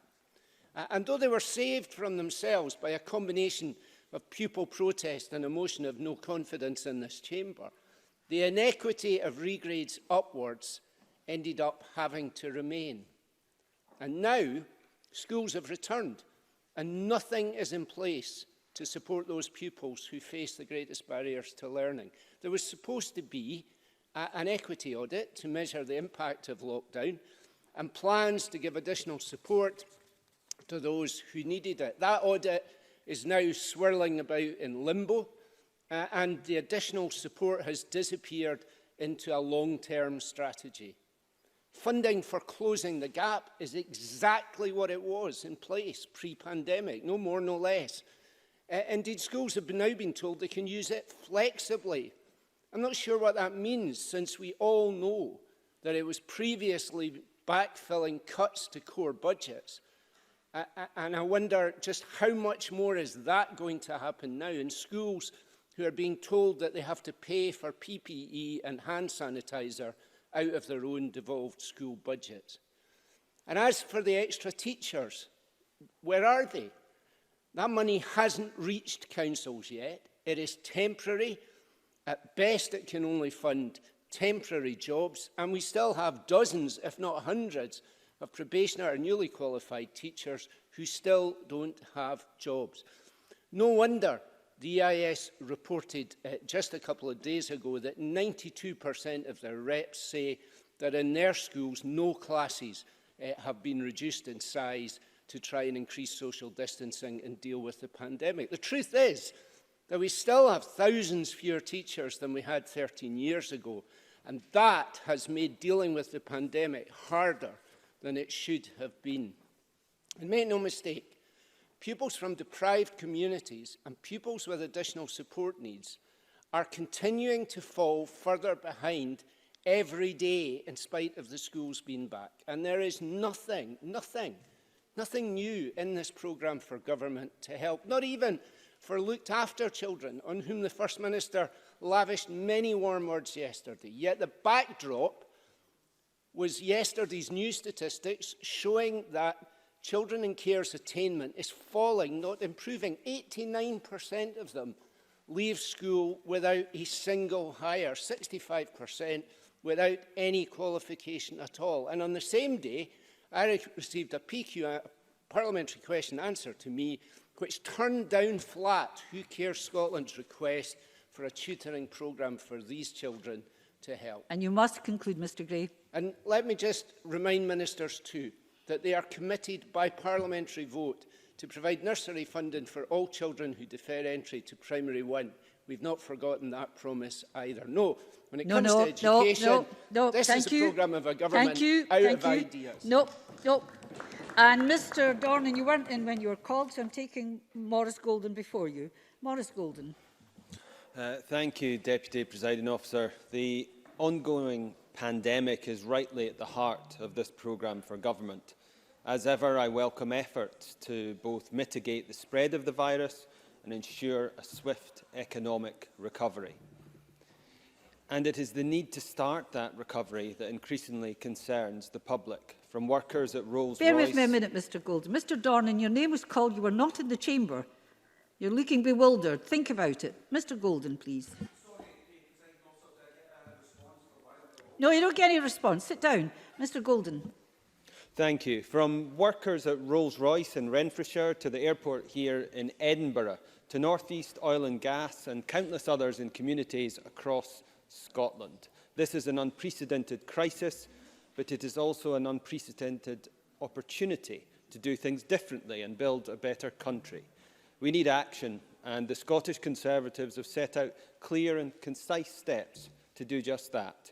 Job security councils to match skills with vacancies in target sectors and to help stave off further unemployment. A hardship fund to protect businesses forced to reclose because of local lockdowns. A town centre adaptation fund to widen pavements, install cycle paths and make other health and safety changes. We want to ensure communities, workers have a right to buy at-risk businesses that are vital to their community. Fiona Hislop. Secretary. Is a member aware of the £3 million that is already being invested in our town centres, supporting business improvement districts and others to do exactly what the member has said? Actually, a lot of what is in the Conservative paper is already being delivered by this government, and some of it, I think, is just out of date because they haven't caught up with the momentum of action that's already been taken. Maurice Golden. I'm glad that the SNP is listening to the calls from the Scottish Conservatives. And another point on this, where we would like the SNP to go further, is on a Scotland First procurement plan that sees government favouring local suppliers when spending the public's money. We would also use the City Deals model to help our smaller towns and rural areas. But we also need to ensure long-term change too. Our export network needs a boost, and a good start would be creating trade offices across the rest of the UK. After all, it is Scotland's most important market. That would be aided by reforming Scottish enterprise along regional lines to mirror city and growth deals. These new regional agencies would be more effective and client-friendly with an emphasis on scaling projects. We must also look at improving infrastructure and research. A joint UK-Scottish infrastructure investment vehicle is common sense. The City Deal model has already laid a framework, and it would allow joint funding of national-level projects. On research, we want to see more direct investment, 2.4% of GDP by 2026. Alongside that, there should be university spin-off employment grants to help create skilled jobs and new innovation funding streams to target commercialisation of IP opportunities. Fundamentally, to get our economy up and running, we must cooperate for the common good. The common good is what being part of the UK is about. Almost 1 million Scottish jobs have been saved by the UK Government, and the recent JERS figures show our public services receive an extra £15.1 billion from the UK.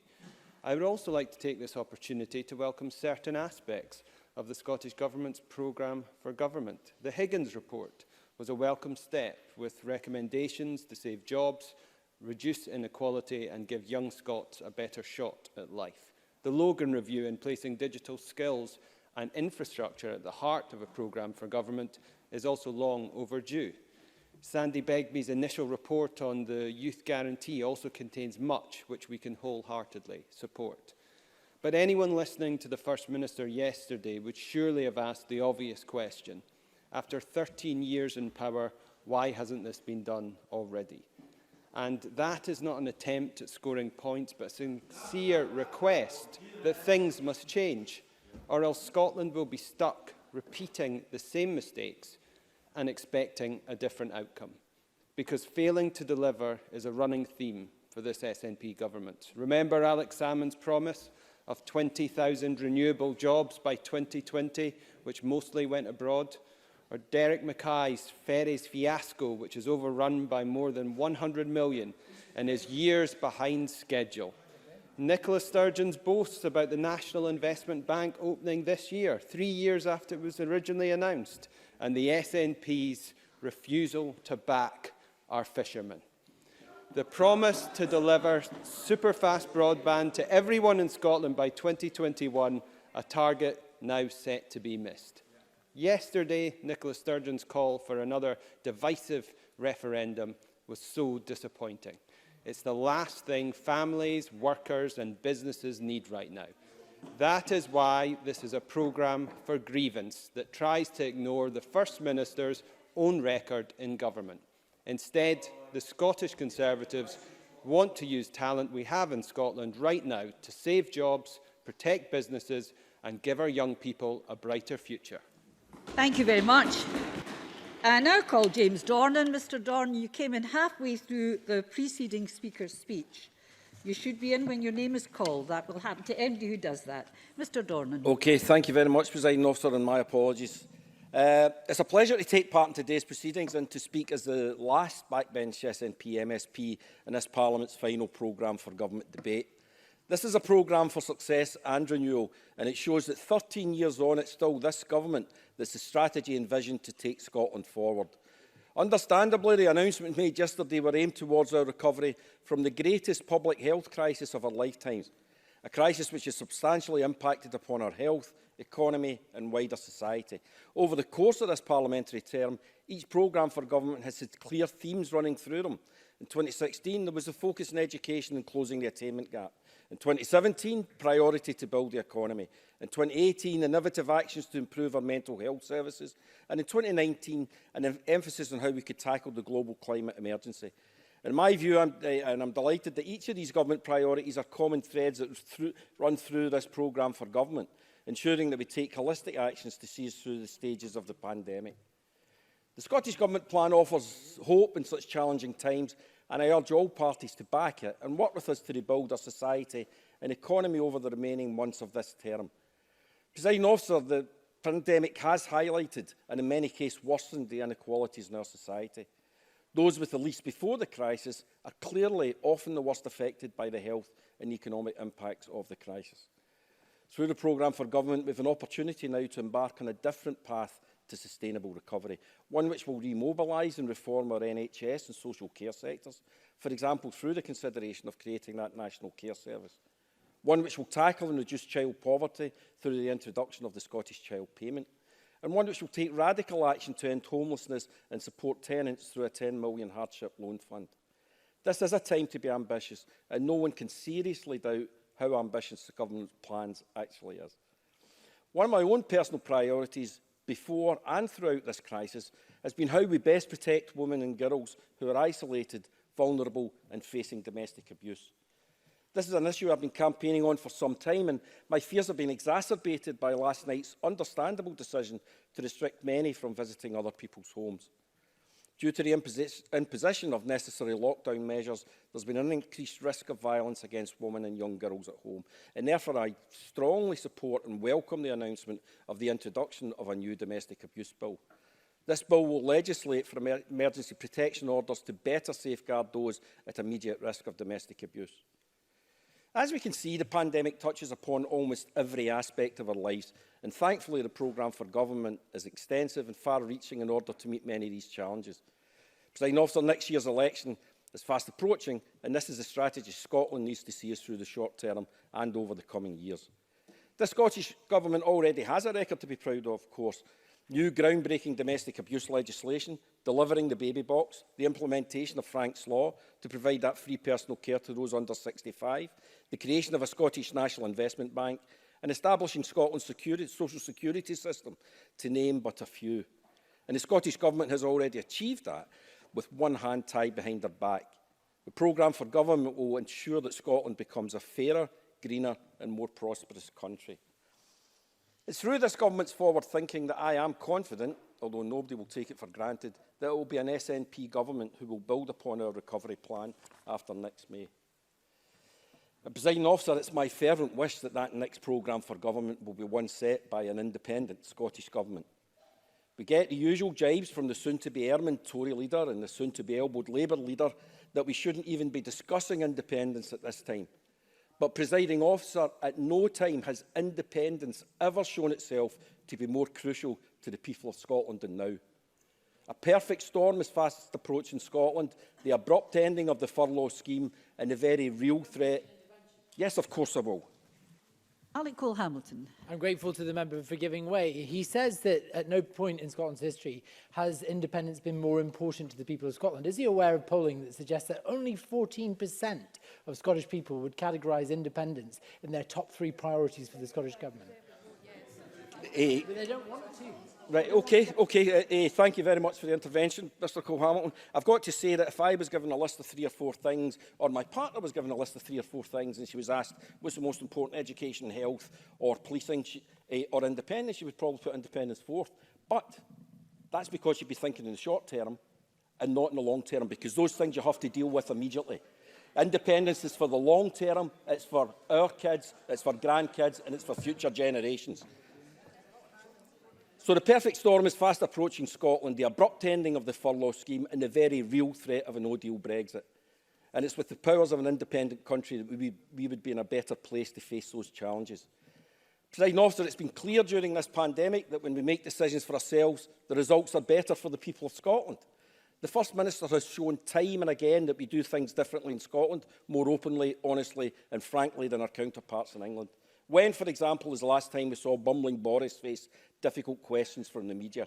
And compare that to our First Minister, who's on almost a daily basis faces the press and takes on the hard questions, though not always to the liking of some dinosaurs in the Sleepy House of Lords, apparently. Presiding Officer, our attentions have rightly been focused and will continue to focus on dealing with COVID-19 and ensuring we can suppress the virus further. Despite support for independence now being majority in settled position in Scotland, it's also right that work on independence has been paused. However, when the time is right, Scotland must get its chance to make its choice, and I have no doubt when we do make that choice, it will be the one that allows us to make our own decisions on our own future. And that, Presiding Officer, will be called independence. Thank you very much, Mr Dornan. We now move to closing speeches. I see that Angela Constance is not in the chamber for closing speeches. No doubt she'll have a reason to give the presiding officer. I call on Beatrice Wishart to close for the Liberal Democrats. Ms Wishart. Thank you, Deputy Presiding Officer. I would just, before I start, refer members to my register of interests. I'm a trustee of Shetland Women's Age. As others have done, I'll begin by welcoming elements of this programme for government that deserve celebration. The new domestic abuse bill, which will allow emergency protection orders, is the kind of work by this government that I wholeheartedly support.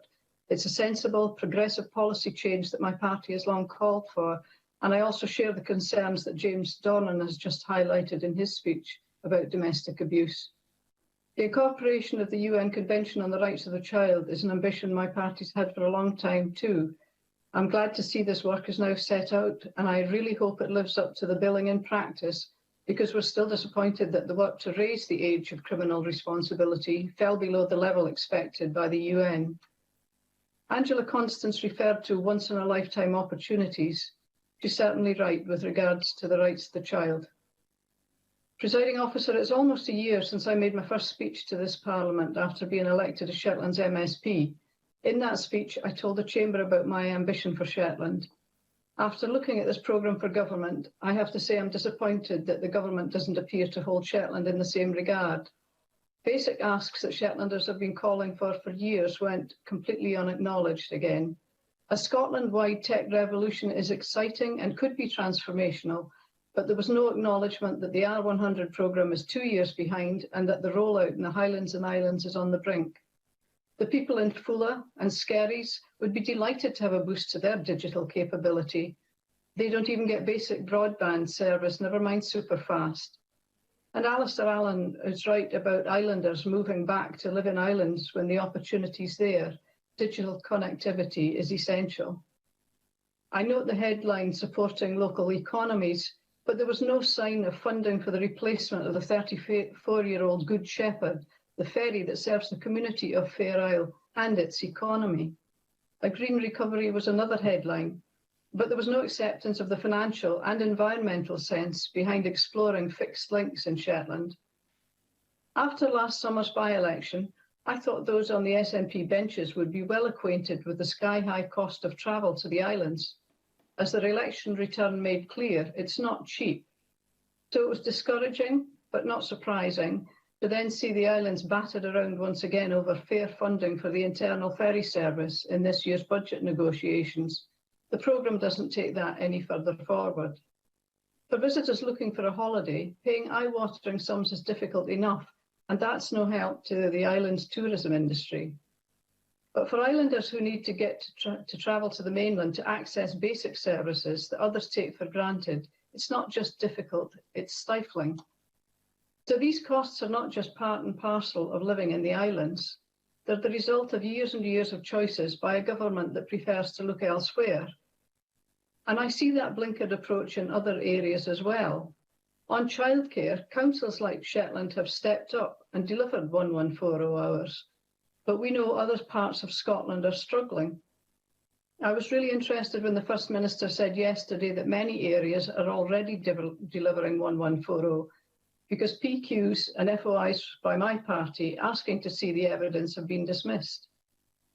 My inbox has been inundated with questions and concerns from people across Scotland about the state of education. From exams to face coverings, schools and teachers have been left in the lurch. Education Scotland seems to have been missing in action, leaving teachers to bear the burden of the pandemic themselves. Last week, a survey was released that showed a fifth of teachers in Scotland don't think they will be teachers in 5 years' time. And new teachers to be recruited by this plan won't plug that gap. That same survey said that only a quarter of teachers thought they could intervene to support a pupil's mental health.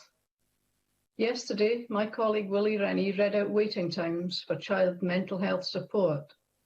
More than 1,500 children waiting over a year for treatment. That is shameful. When the Liberal Democrats led a debate on Scotland's mental health crisis last December, the Scottish Government responded by submitting an amendment that deleted the phrase, quote, "there is a mental health crisis in Scotland." Presiding Officer, there is a mental health crisis in Scotland. It's just that this government has not yet addressed it. So when we talk about economic renewal and recovery, we shouldn't just be talking about recovering from the pandemic. We should be talking about recovering from the crises that were in play before the pandemic hit. Thank you. Can I thank you, Ms Wishart? And I call on Andy Whiteman to be followed by Monica Lennon. Andy Whiteman, up to Thanks, 7 Officer. Have I got 5 or 6 minutes or so? Sorry? Have I got 5 or 6 minutes or so? 6 minutes, Mr Whiteman. Thank you very much indeed, Presiding Officer. Yes, Greens were pleased to see the programme for government. There's much in it that we agree with. Of course, the focus is very much on tackling COVID, both in terms of the health crisis and the economic crisis. And Greens over the past few months have focused on a number of key elements of this pandemic, on testing, for example, on housing, on Green New Deal, on active travel. And I think most parties in this chamber do recognise that whilst we're in the midst of a pandemic, we need to ensure our response deals with the present challenges we face, but also to ensure that our response deals with significant underlying issues that have been exposed by the pandemic, including, for example, inequality, precarious work, and insecure and unaffordable housing, all of which raise pretty fundamental questions about a degree of complacency in public policy over the past decade, indeed over the Parliament's existence over the last 20 years. So, for example, as Robin McAlpine today argued in an article on the Source website, if you want to be progressive, you don't give all your tight public finances to corporations. So, for example, £150 million over 5 years for forestry is welcome, but virtually all of that will go to very wealthy private landowners, when in fact we should be devoting that investment to communities, to local authorities and others who would benefit from that investment. A 10 million Scottish Land Fund, for example, straight into the pockets of landlords. We need a fundamental review on whether it continues to be fit for purpose. Indeed, there is much to welcome, as I indicated, and I, along with others, welcome the incorporation of the UN Convention on the Rights of the Child, and particularly the Domestic Abuse Bill, getting short-term regulation back on track by spring 2021, and a commitment that's welcome to continue work on incorporation of other human rights instruments, such as the UN Convention on Elimination of all forms of discrimination against women. But I want to reflect now just where we are on housing. We know from the Joseph Rowntree Foundation and others that tenants are facing hardship and reduced incomes. It helps no one if folks lose their home, and that's why the coronavirus emergency powers were so and continue to be so important, and we welcome their extension. But there's a frequent refrain from this government. The First Minister said yesterday, and I quote, "We legislated to stop people being evicted." No, we did not. We legislated for a delay. Now, I welcome the Tenant Hardship Loan Fund, and I thank the First Minister for her engagement on this in recent weeks and on wider matters relating to private tenancies. And I would welcome further ongoing engagement over the coming months. But a loan to pay rent is still debt. It will be a lifeline for some, but not for others, and the details will be important. We argued for no evictions to be allowed for rent arrears, but if we can't have legislation to deliver that, at the very minimum we should be looking at placing conditions in the tenant loan fund in terms of a contractual agreement at the very least, that there will be no evictions for tenants who are in receipt of a loan fund who continue to pay over the term that's been agreed on the grounds of arrears. We've suggested in the past, for example, contractual arrangements between credit unions, landlords and underwritten by the Scottish Government, and I hope we can have some discussion about how that is designed. But, Presiding Officer, I continue to be troubled by the prospect of evictions. We know they're happening, and if anyone doubts this, just this morning my office looked at the records of the Tribunal and found that since just last Wednesday, 1 week ago, the Tribunal has issued 28 eviction orders. 24 of these were for arrears. The people evicted included a pregnant woman with 3 children, a man in the process of applying for housing benefit who had been unable to find alternative accommodation, and a tenant who could not pay her rent because she had lost her job due to COVID. I'm troubled by the fact that we missed the opportunity to properly protect tenants through a 2-year rent freeze, a bar on eviction for arrears, and a bar on issuing notices to leave for the duration of the pandemic. I'm troubled by what might happen this winter, which is why we say there's a need for a winter eviction ban, as in France. Presiding Officer, over the coming months, we will see more and more tenants being evicted. Some may escape if indeed they can handle the challenging eviction orders in tribunal and represent themselves, can persuade the tribunal to use the discretionary grounds to refuse such orders. But many won't. But we are where we are, which is why we need to commit to the kind of fundamental reforms in the longer term in the private rented sector beyond this pandemic. For example, making all eviction grounds discretionary permanently. Stopping landlords being allowed to evict tenants because they want to sell their homes, the tenant's home, or they want to move in themselves. And as Richard Leonard and Patrick Harvey said, very importantly, we need effective rent controls. We welcome the 20-minute neighbourhood ideas in the programme for government, but this has been an idea promoted by very many over a long period of time, but it's undermined by a planning system that's increasingly been a vehicle for securing private interest over public interest. To achieve this goal is very ambitious. Patrick Harvey mentioned Alexander Dennis. I had the privilege of visiting their factory as part of an Committee inquiry. The programme for government talks about green jobs, but many manufacturers involved in green technology are making redundancies, including at Alexander Dennis, and I commend the unions for the important work they are doing. Ruth Maguire raised a vital question of unsustainable rent rises, even in the social so-called affordable sector. And like her, I have concerns about that and about mid-market rents, where I'm finding constituents facing unsustainable rent rises, even as their incomes are frozen. Pauline McNeill emphasised this all, and we regret that the government has not included the elements of her bill in the programme for government. However, providing off for the next 6 months to dissolution will be dominated by COVID. But COVID is as nothing compared to the climate crisis we all face. Greens will contest the forthcoming election on a platform of radical reform, based on the green principles of equality, environmental sustainability, peace and radical democracy, and we look forward to that election, and will continue to support the government in the meantime where we agree, but continue to challenge and oppose where we don't. Thank you, Presiding Officer. Thank you very much, Mr Whiteman. And I call on Monica Lennon to be followed by Donald Cameron. Monica Lennon. Thank you, Presiding Officer. Speaker after speaker has reflected on the unprecedented times that we are living through. This programme for government is published in the context of and in response to a global and national crisis. And we face huge tests, not only in terms of health, but economy and climate too. And there is much to welcome in the programme for government, but it must not be the final word. MSPs on all benches have much to contribute, and I hope that government continues to listen, adapt and deliver. This programme for government must be scrutinised and delivered in tandem with the government's response to the pandemic, which can often, understandably, change at short notice. And I want to take a moment to put on record our thanks to ministers and officials and the staff of this Parliament who have kept our democracy functioning through a year like no other. Listening to this debate, I am reminded that being sent to this Parliament by our communities is a privilege and responsibility beyond compare. And I believe we all came here to do good and not harm. But sometimes the exchanges in the chamber camouflage the cross-party work and collaboration that often happens when the cameras are not on, and is often a catalyst for change. So I just think it's important to say that, because the debate has got a bit lively at times today. And whilst a bit of hilarity and banter is good, there's a lot of pain and suffering in our communities, and we are doing important work here, and we should reflect on that. And in terms of the content of programme for government, as has been said yesterday and today, we really welcome the commitment towards a national care service. There's probably no section of society that has been more affected by this pandemic than those who live in our care homes.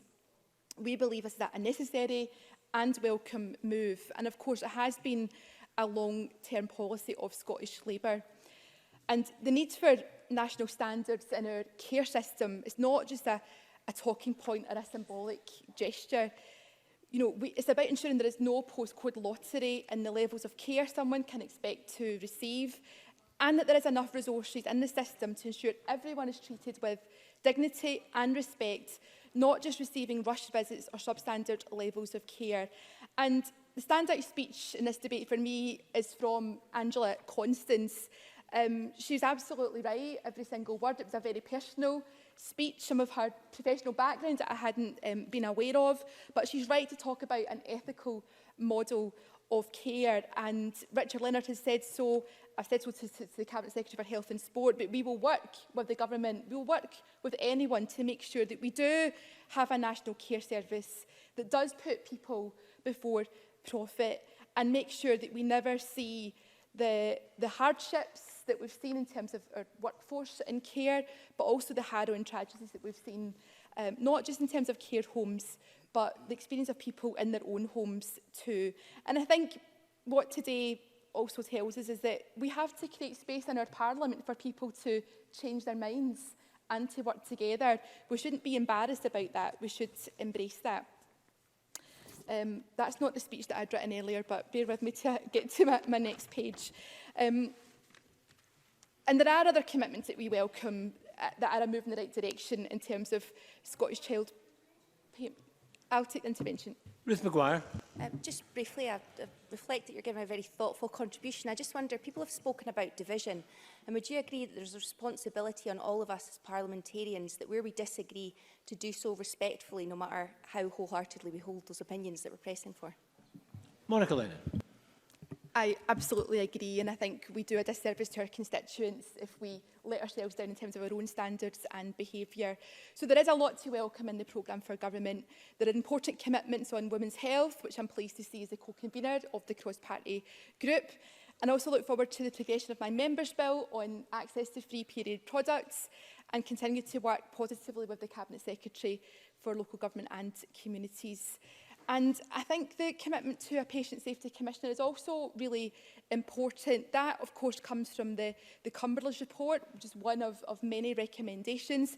But it will make a big difference to have that in Scotland, because, of course, our NHS gets things right most of the time, and our staff are absolutely tremendous. But the NHS also can get things wrong, and partly that can be about resources, about training, cultural issues.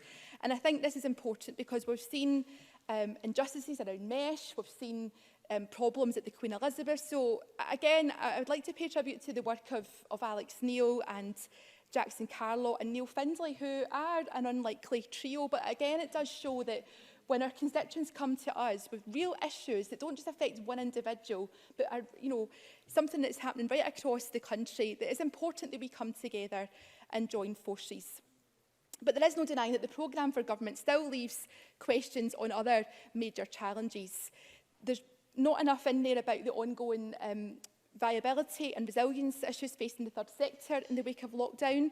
The impact of COVID-19 on health and social care charities has highlighted the huge role they play in tackling inequalities and supporting people in times of illness and crisis. Charities like the British Heart Foundation, Chest, Heart and Stroke Scotland and many more are vital for support and research, and without them the NHS would be under even more pressure. Yesterday, I asked the First Minister a very direct question about the need to expand access to residential rehab in terms of drug and alcohol recovery services, and we don't yet have a good enough answer on that. On wider NHS investment, Presiding Officer, health boards continue to struggle financially. It was an issue before COVID and it's a big issue now. There are serious challenges ahead in terms of winter preparedness, and in terms of the remobilisation of the NHS, it's far too slow. And just to put things into context, in terms of the waiting times, I know the Cabinet Secretary of Health has worked very hard on her improvement plan, but even before COVID hit, if we'd continued at the same pace, the treatment time targets wouldn't have been met until 2029. So we do really need to all get around the table and work out how we're going to rescue our NHS. I think I'm in my final seconds, Presiding Officer, but I just want to agree with Ruth Maguire, who talked about, you know, we're not all in this equally. Not everyone is in the same boat, and I think Polly McNeill made the point that we can't just say that we can't do enough to help everybody. There's people that we've not talked about in this debate today, family carers, young carers who've had to experience shielding and lockdown and not being in school, and support for disabled people has been stripped away. We need to put that back. We need to build back better.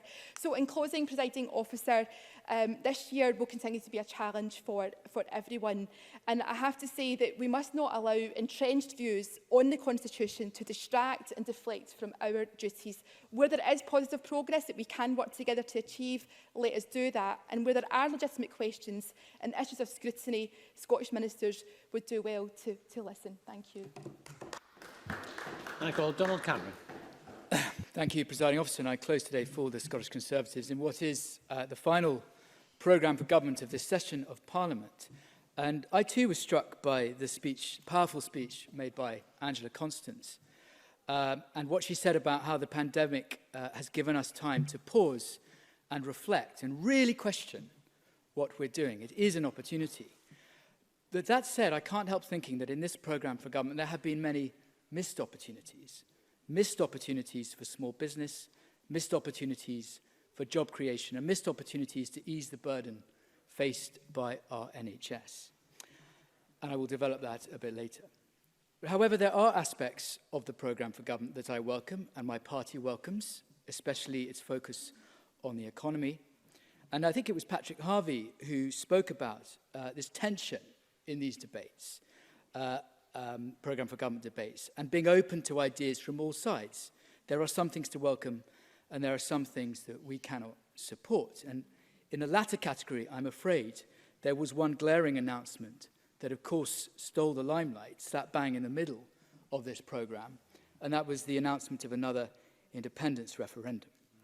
Presiding officer, we are in the middle of a pandemic. We are having periodic flare-ups of the virus across the country, exemplified only last night in the west of Scotland. People remain anxious about their own health and the health of their parents, their children, their friends, and their family. People are fearful for their jobs, their livelihoods, even their way of life. And a second independence referendum is the last thing on their minds. Kenneth Gibson. The intervention. Can you tell me when the right time will be? Donald Cameron. It was meant to be, of course, once in a generation. But that lack of appetite for another referendum is clear for everyone to see, because a poll published only last month showed that a second independence referendum was 7th in people's list of top priorities. So if there was ever a time when just once the SNP might have shown some restraint on the Constitution, given everything this country is going through, then this was the time. This was the time when they could have given it a rest, and they should have given it a rest. And it is shameful that this government thinks it's a priority to spend taxpayers' money and direct civil servants' time to drawing up another independence referendum. Civil servants, no, sorry, I need to crack on. Civil servants whom we are frequently told are up to their eyes in dealing with the pandemic and its aftermath. Moving on to some of the detail, many of the big announcements in this programme for government, which were serialised by the First Minister yesterday, do not contain much that is actually new. Murdo Fraser touched on this both yesterday and today, noting a commitment to deliver a new inward investment plan, but which had already been promised a year ago and not yet delivered. Or the pledge to publish, very briefly, yes. Fiona Hislop. The minister responsible was delivering on the PPE and making sure Scottish procurement was delivering for the health service, and officials from that department were involved in delivering the grants that Murdo Fraser was asking about. Donald Cameron. Well, that was a promise made this time last year, and it hasn't been delivered. There was also the pledge to publish the Housing to 2040 strategy, another promise made last year and not delivered. When the First Minister said that we will also double to 20 million our flexible workforce development fund, this was also a promise made in the last programme for government. It was welcome, however, to see the SNP government taking on board measures proposed by the Scottish Conservatives. Policies such as early diagnostic centres for cancer, something we proposed just last year, or plans to expand pharmacy services through the Pharmacy First Scotland service, something which we proposed back in 2018. And the approach in the programme for government to community procurement copies our Power Up Scotland plan, except, as Maurice Golden noted, we would go further and focus on a Scotland First approach to procurement by ensuring government procurement favours local business. And there are measures in this programme that I specifically welcome. I welcome the proposals for a green recovery programme, especially for our island communities who desperately need more investment. I welcome the focus on tourism in the Highlands and Islands, especially the Scotland Outlook 2030 framework. And I note the proposal to establish a new productivity club pilot in the Highlands, something that I know local businesses will welcome. But unfortunately, there are also too many failures that have accumulated over many years that show this government failing Scotland. Take broadband, for instance. The SNP promised 100% superfast broadband to every home and business premises by the end of this Parliament, and the First Minister repeated that yesterday. But we know that this simply will not be the case. Everyone knows the R100 will not be ready by the 2021 deadline. R100 is a Scottish Government target, no one else's, and it's a promise made and a promise broken by the SNP.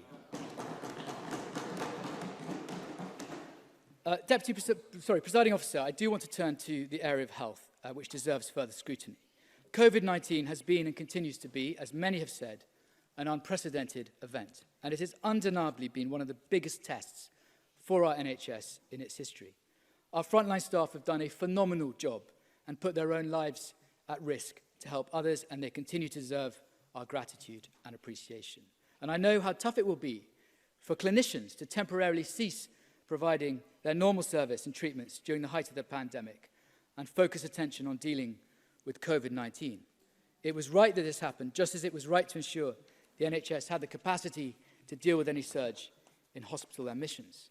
But it is now right that we look to reopen services as quickly as possible, assuming it is safe and practicable to do so. Now, I reiterate our support for plans in this programme for government to remobilise services. But as I stated yesterday, last week we learned there are some 71,000 patients waiting longer than 12 weeks for treatment. Almost 100,000 patients are waiting for tests, routine tests like MRI scans. These are people who are waiting for treatment, who will be anxious and may even be in pain. And they need reassurance and they need to be given a time frame as to when they will be treated. And I'll be the first to acknowledge, presiding officer, that much of this backlog can be pinned on COVID-19. But these huge waiting times have long been a problem under this government, and we need to see an urgency in tackling the backlog. Remobilisation initiatives over the next year are well and good, but much more needs to be done for those waiting right now who need treatment right now. Presiding officer, in closing, I do want to focus on some of the many important points made by colleagues across the chamber. Many speakers commented on how exceptional, how abnormal these circumstances are in which we find ourselves.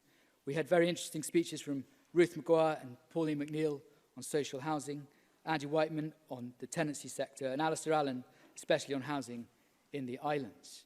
Jamie Green, rightly, in my view, called out the SNP on their failures in education, and Liz Smith was firm in her arguments about littering and rubbish and what a huge problem this is across Scotland. Presiding officer, this programme for government unfortunately lacks the ambition needed to take Scotland forward. It fails to support our small businesses, it fails to power up the economy, and it fails our health services, and it obsesses over another independence referendum that nobody wants. That has been the hallmark of this government over the past 13 years, failing to tackle the issues that people actually care about and throwing everything behind separation. In short, presiding officer, Scotland deserves better.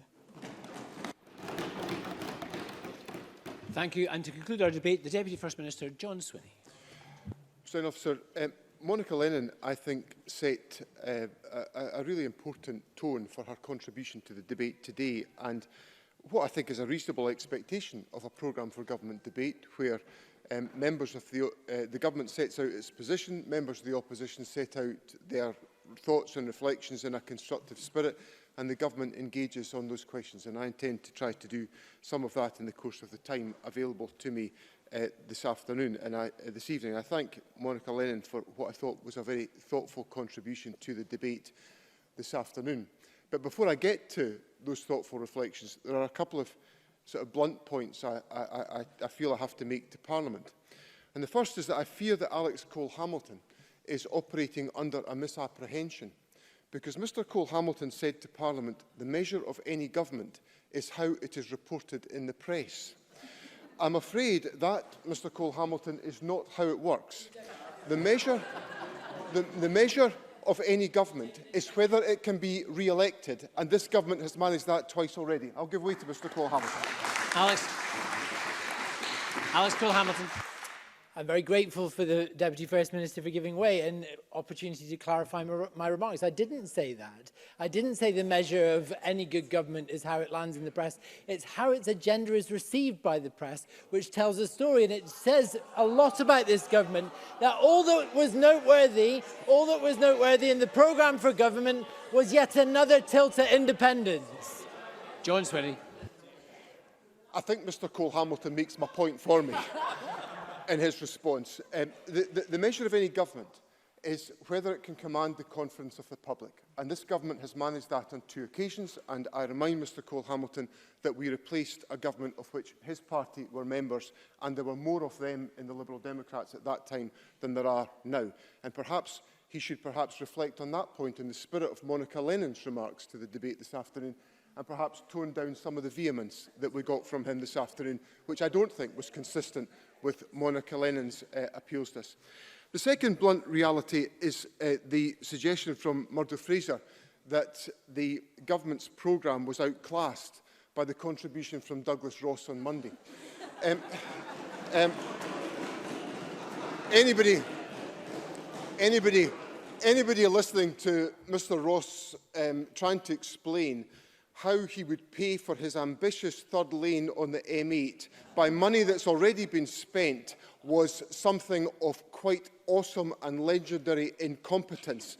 And if the Scottish Conservatives really thought that the nicest thing they could do to Scotland was to dismiss Jackson Carlaw and replace him with the incompetent Douglas Ross, all I can say to the Conservatives is thank you for making our task much easier to defeat them at the forthcoming elections.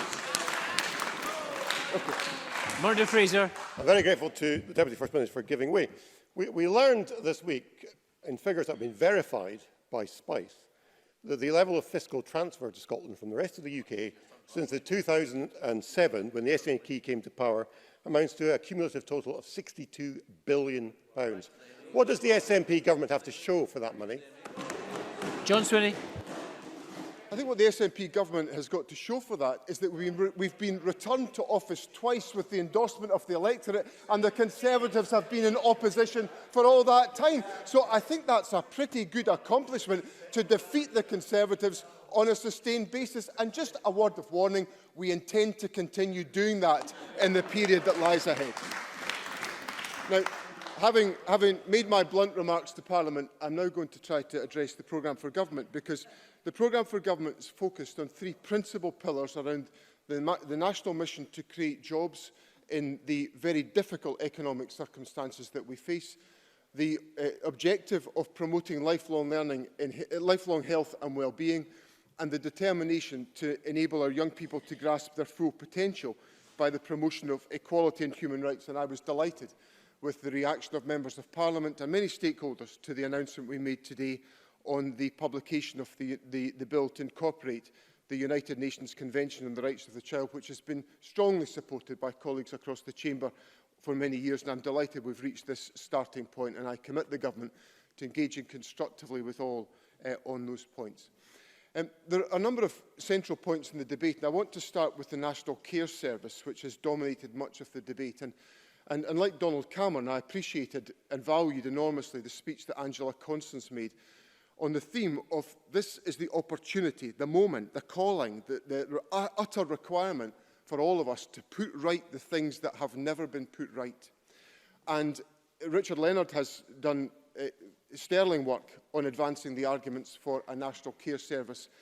And the speeches that both Ruth Maguire and Angela Constance made, I think, demonstrated some of the elements and the challenges that we have to confront in the detailed work that will be required should we embark on such a policy approach. But Ruth Maguire also said and highlighted the fact that in the COVID pandemic, there has been a sense of urgency and reform in the provision of healthcare services, particularly on digital consultations and digital services, which I think, in all honesty, many of us think happened at a much faster pace than any of us really would habitually have been accustomed to in health service reform. So what I would say to Angela Constance, to Richard Leonard and to Ruth Maguire is that perhaps we need to make sure that we capture some of that spirit of urgent and timious reform to advance the arguments around the National Care Service, and that issue will be uppermost in the work that is taken forward by Derek Feely and the advisory panel in advancing these issues.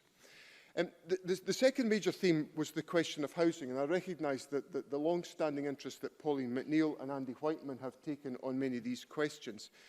And there are a lot of areas where I think there is broad agreement, but we've not managed to get to points of absolute technical agreement on some of these questions. So without me trying to do that today, can I commit the Government to continue the engagement with Pauline McNeill and Andy Whiteman and the Greens on the questions, particularly around private rental issues? The issues that Mr Whiteman raised in his closing speeches about the worries and anxieties about winter are issues we take deadly seriously, given the again, swift progress that was made on homelessness in the COVID pandemic, which we would like to see replicated in due course. I'll give way to Pauline McNeill. Pauline McNeill. Grateful to Cabinet Secretary. We would wholeheartedly welcome any discussions. I hope the Cabinet Secretary would recognise that your centrepiece legislation on rent pressure zones has failed.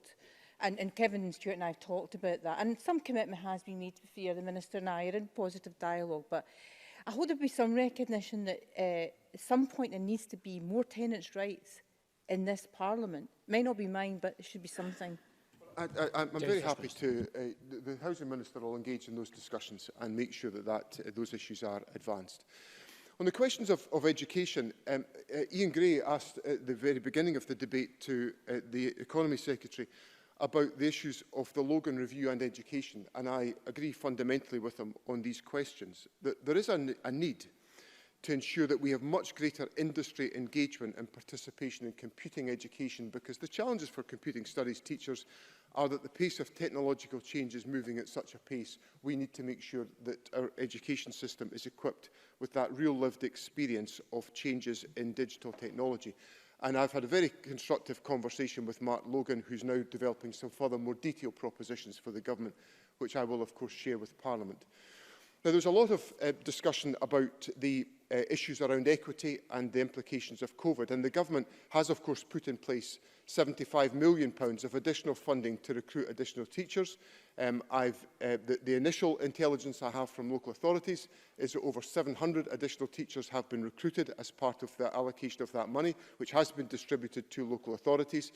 And there should be no question, as I answered to Mr Rowley earlier on today, of schools having to use PEF funding to fund hand sanitizer within schools. The government has said that it will make money available to local authorities and has in fact distributed £20 million already to enable that to do so. Jamie Green spent 5.5 minutes of his 6 minutes running down Scottish education and then said, but there's lots good going on in Scottish education. And I would just gently encourage him to reshape the balance of his speeches, to spend the 5.5 minutes talking about the good things and maybe 30 seconds running it down. On early learning and childcare, there are 11 local authorities delivering 1,140 hours in full. There are 18 who are delivering a blend of 600 and 1,140. In Edinburgh, 85% of ELC settings are delivering 1,140 hours. In Renfrewshire, it's 80%. In Perth and Kinross, 86%. In Western Bartonshire, 72%. So there's a great deal going on the ground on early learning and childcare. Let me close, Presiding Officer, on the issue which has certainly divided Parliament, and it continues to be debated vigorously within Parliament. I'm pleased to say it is an issue that is uniting more and more of the members of the public by virtue of opinion polls, and that's the question of independence, where more and more people are united around the prospect of Scotland becoming an independent country. Both Ruth Maguire and Patrick Harvey set out the necessity, the urgency of being able to have the powers within this Parliament to enable us to overcome a number of the challenges on which we are still dependent on the United Kingdom Government to take decisions that are beneficial to the interests of Scotland. We need to take those decisions into our own hands, and I look forward to making that argument in the Scottish Parliament and at the forthcoming Scottish parliamentary election, when my party, for one, will say to the people of Scotland, it's time for our country to be independent.